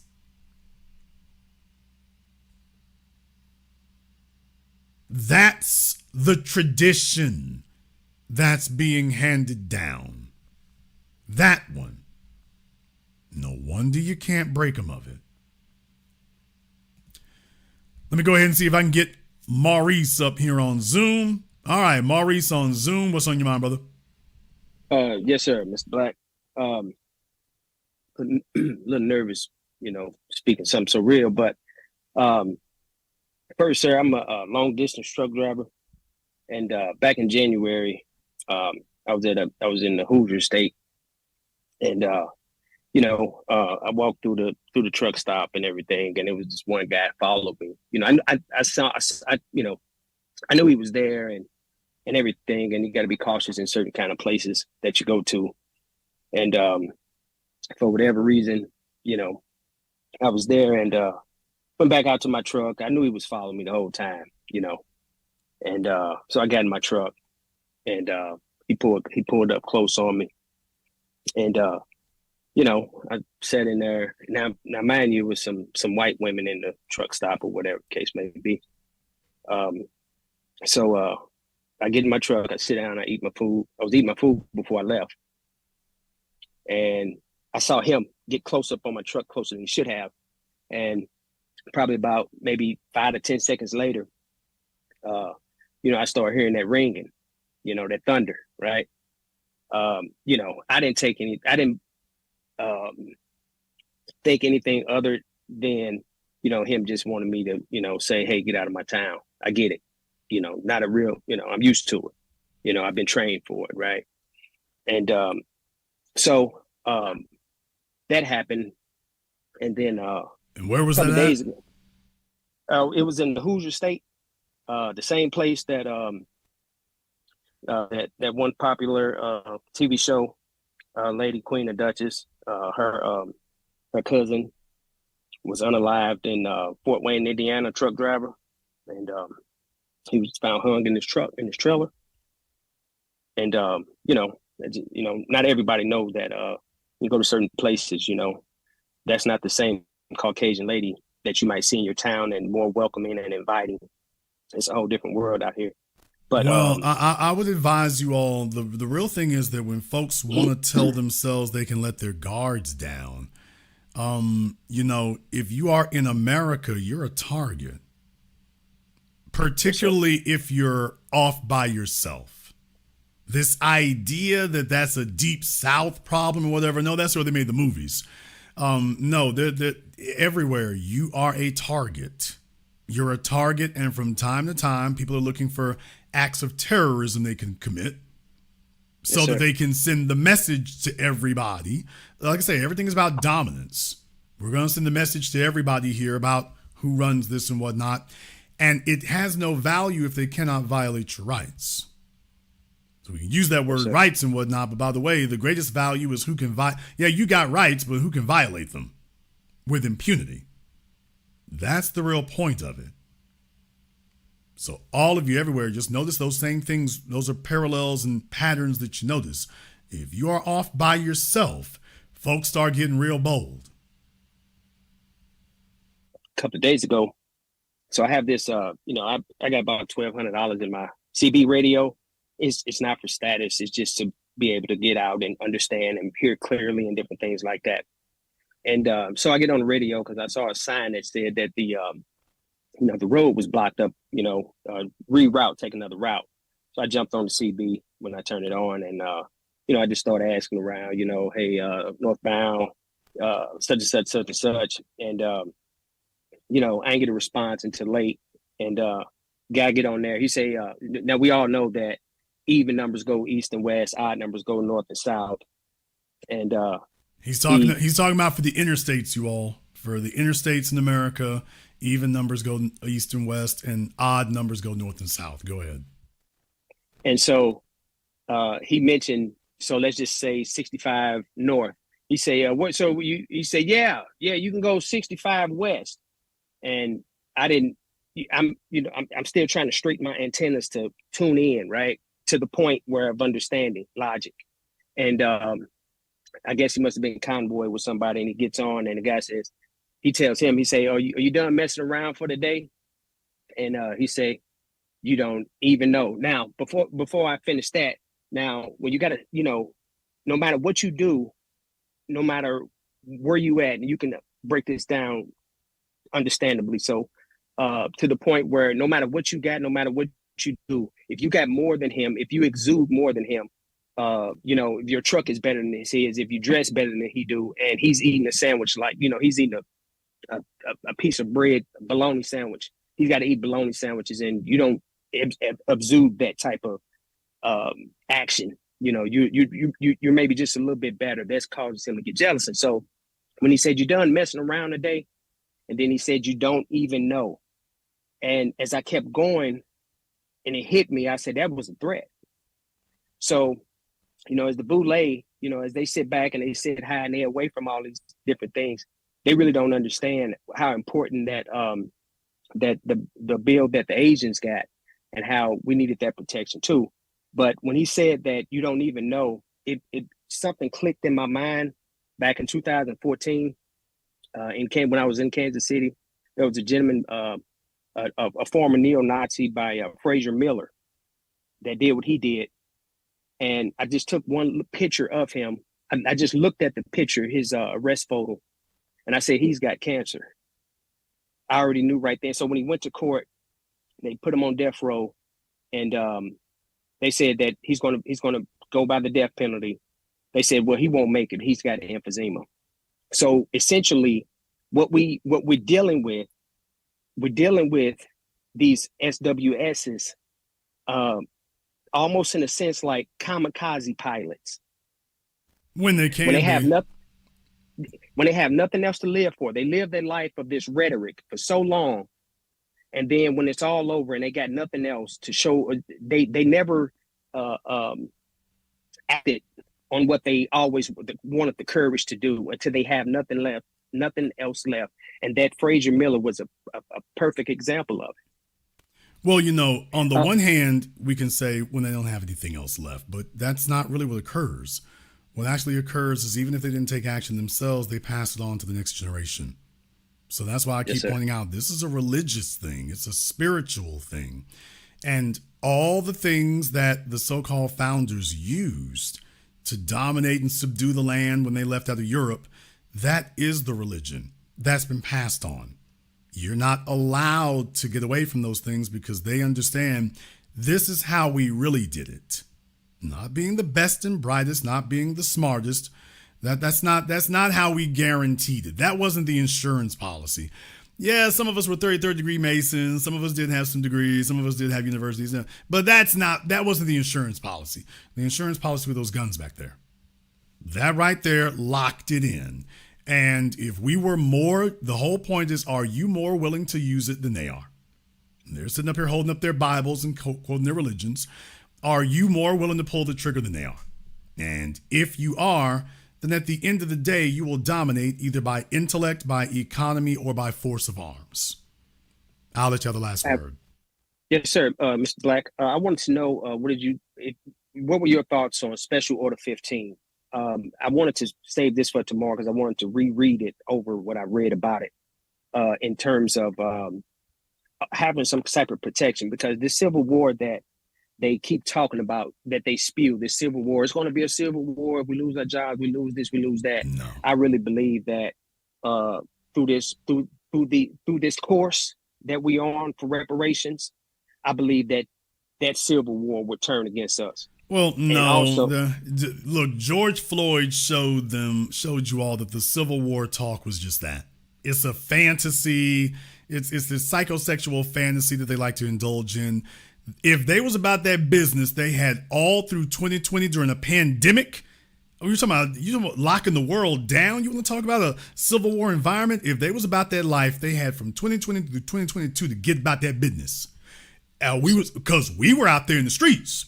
And where were they? They were all sitting at home in front of Fox News complaining that we were out there in the streets. I said this back then. I said, where are all the white supremacists who keep talking about all that Civil War talk? They're complaining about us taking to the streets. They ain't coming out there getting nothing. You're not seeing them march. You ain't seeing them roll up. They ain't pulling up. They just rolling out. They're not doing anything. So I just said, this is what I always said would happen if a Civil War, they do all that talk, but if they ever had to get busy about that business, it's not going to happen. So this is more of something that they use to encourage each other. That's what I'm talking about. It's a spiritual thing. It's more used to encourage them. It's not actually something you take into the real world with you. Will you have some little petty opportunists who try to catch somebody off guard here and there? Yeah, that's the extent of it. As far as a mass organized uprising, they're more afraid of that occurring than we ever would be. Because remember, they have much more to lose. Much more to lose. So in reality, it's something they fantasize about. It's not something you put into practice. Look, as far as Special Field Order 15 and anything else, those are great historical anecdotes, and those are also great historical precedents. Those are things that we invoke and will continue to invoke.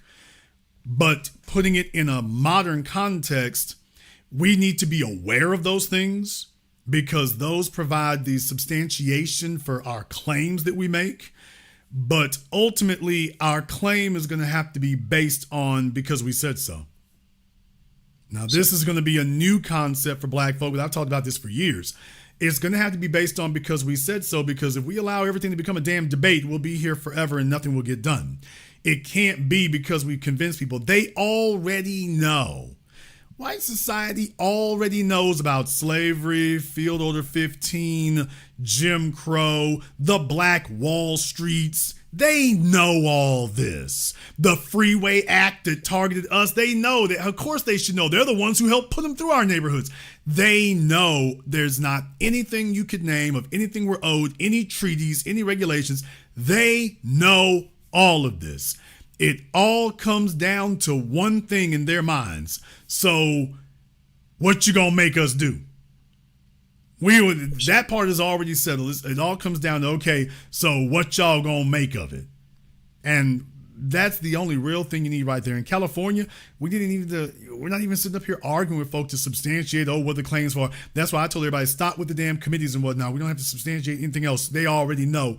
The real thing here is we telling them what we gonna do. We're not going to vote. We're not going to show up to assist you here politically. We're not going to feed in that process anymore. Once we started saying that, now their attitude has started to change. Didn't have to invoke a historical anecdote or incident at all.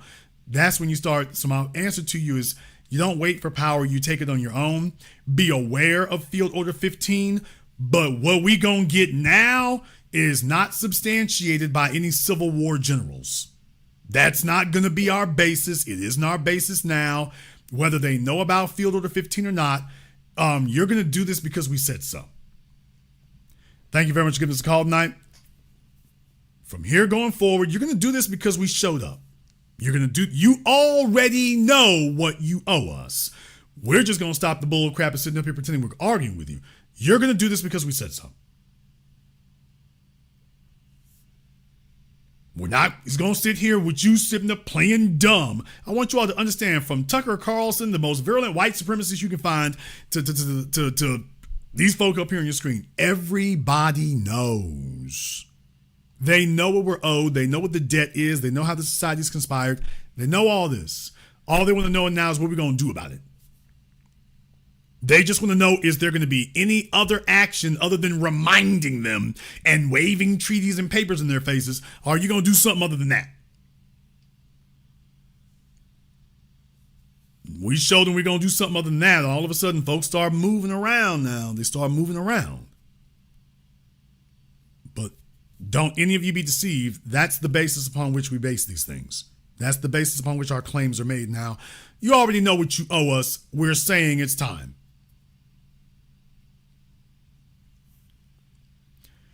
For those of you who have family, friends, children, nieces, nephews, anywhere out there, I want you all to understand it's not a game, it's not a joke. Somebody in the chat room was talking about Trump campaigning in sundown towns. It's time for you to update your files. I've said this now for 2 decades. America is a sundown town. There are no special designations. They're just some places that have a historical pedigree or a historical label as one. America is a sundown town. And it will remain a sundown town for as long as we allow it. But do not be deceived into thinking that there are certain places that are sundown. When you say that's a sundown town, what you're saying is there are places that aren't. Please understand what that logic leads to. When you make the claim that you have identified a, quote, sundown town, then you are automatically making the assumption that there are places that aren't. Let me tell y'all, one of the places, I come from the deep south. I come from Shreveport, Louisiana, an original sundown town, the last capital of the Confederacy. Its pedigree cannot be questioned. Its credentials cannot be questioned. And I have been to places that y'all remember. I went to Charlottesville. I went to Noonan, Georgia. I went to Unite the Right 2. I've been in it. I've been front line in it. I was out traveling when COVID kicked off. George Floyd, whole 9 yards. I've been in it. And let me tell you, I can't remember a place I was more nervous than when I went up to Oregon. What? I'm there in Oregon. I told y'all about that. I'm watching the sun's going down. I'm like, a little old mobile gas station. Nothing but white folk around. It's like, okay, but I passed a whole bunch of trailers and folks are driving a whole bunch of old trucks and they're driving by and they're all, it's a little 2-lane street, by the way. I mean, we're talking, it looked like Mayberry, little old 2-lane street. And everybody driving by is just looking, they driving by real slow and staring at me like the hills have eyes. I'm sitting there like, okay, y'all, have you ever seen a Negro shaking the gas pump to get the gas to go in there faster? I'm sitting like, can you hurry up and get up in here? I had my door open, the door to my truck. I had my door open the whole damn time. I had my driver's side door open the entire time, just in case I needed to give me a Kit Kat. I'm talking about like I had my back to my truck. I had like my back to it, so I had my left hand on the gas pump and I had my right hand trying to stretch all the way up to the driver's side door.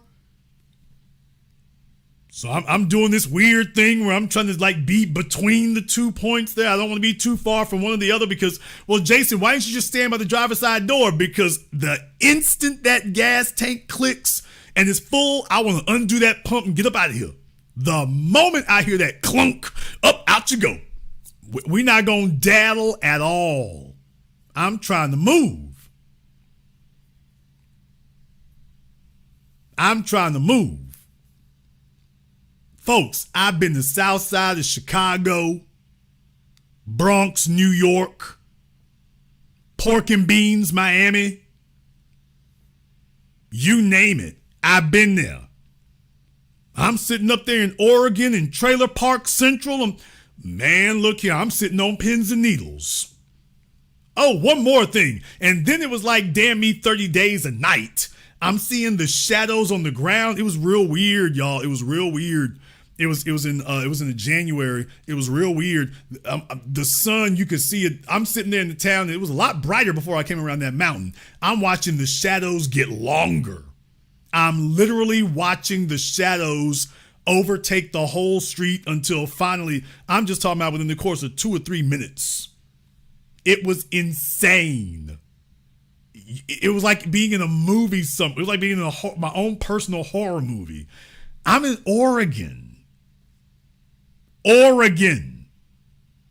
I've been to Compton, Rosecrans and Central, Tamburger where Suge Knight ran the dude over. I've been there.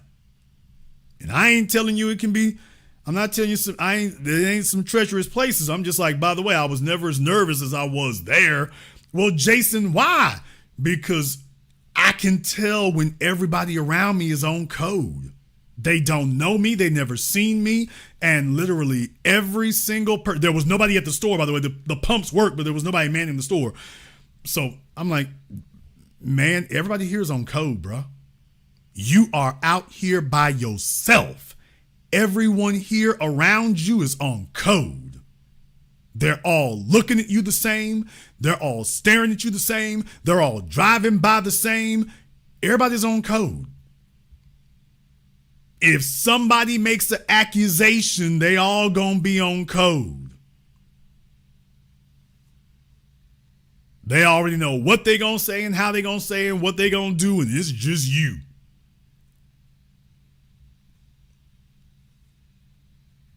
Please stop telling yourselves that it's figments of your imagination. Please stop telling yourselves that your kids are safe. Please stop telling yourselves that the schools or the government gonna take care of it. They gonna take care of you, all right? Please stop telling yourself that that's what it is. Please stop telling your kids that it's safe.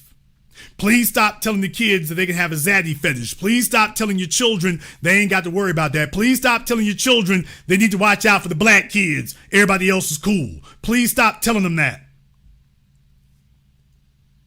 Stop leaving them as sitting ducks.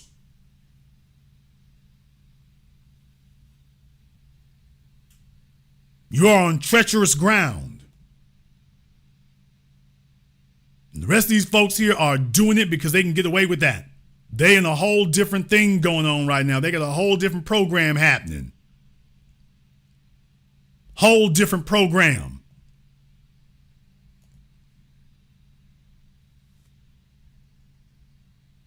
And the school year is just starting. Yeah, you want to go and grab your kids and hug them and extra tight and all this. Okay, that's cute and everything. While you doing the extra tight hugging, you need to be doing some extra tight explaining and debriefing and preparing. Do not leave it up to this white school system and the white supremacist government to take care of you and your kids and to watch their backs. You do not leave it up to them. You don't leave it up to them to let you know who the dangers are. Well, the school will let us know if somebody there is dangerous. Okay, you better ask them there in Georgia if that's the way it goes. Ask them in Uvalde. Ask them in Newtown. Ask them in Florida if that's the way that goes. You are the first and final line of defense. Just you. They're already on code. The Rittenhouse Code is in full effect. And then you just wake up one day and find out when a sleeper cell has awakened.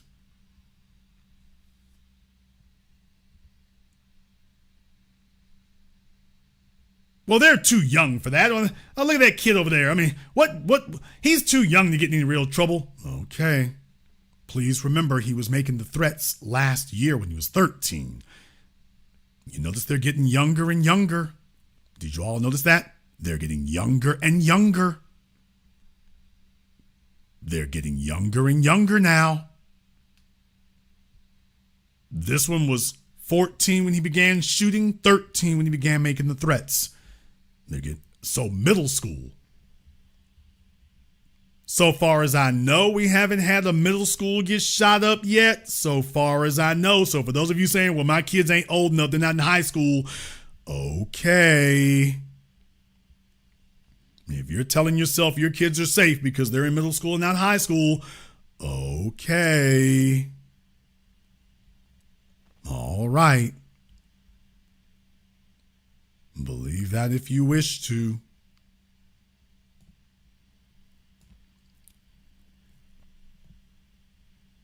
We're going to go ahead and wrap things up here tonight.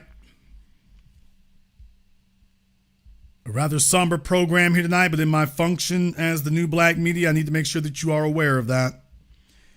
Very, very important.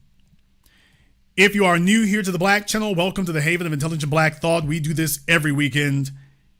Holidays, sometimes in between. So click that red subscribe button, click that yellow notification bell. Join us each and every time that we are here. If you haven't been to our website, blackchannelfilms.com, you want to go and check out our groundbreaking best-selling documentary work, 7 a.m. Gentrified Race War. All available on DVD and streaming. Go to blackchannelfilms.com. That is blackchannelfilms.com. I want to thank everyone who has contributed to support tonight's program on PayPal, Super Chat, Venmo, Rhonda, Najee. Thank you very much for your support here. Charlotte and everyone else there in the Super Chat. We appreciate that as well. I want to thank all of you for tuning in to tonight's program. Thank you for watching live or recorded. Thank you for liking, subscribing, and sharing. And this concludes tonight's broadcast of the Black Channel. I am your host, your brother, your humble servant, the Black Authority. And until next time, my brothers and my sisters from around the world, remember, black is the future, and the future is uncompromising.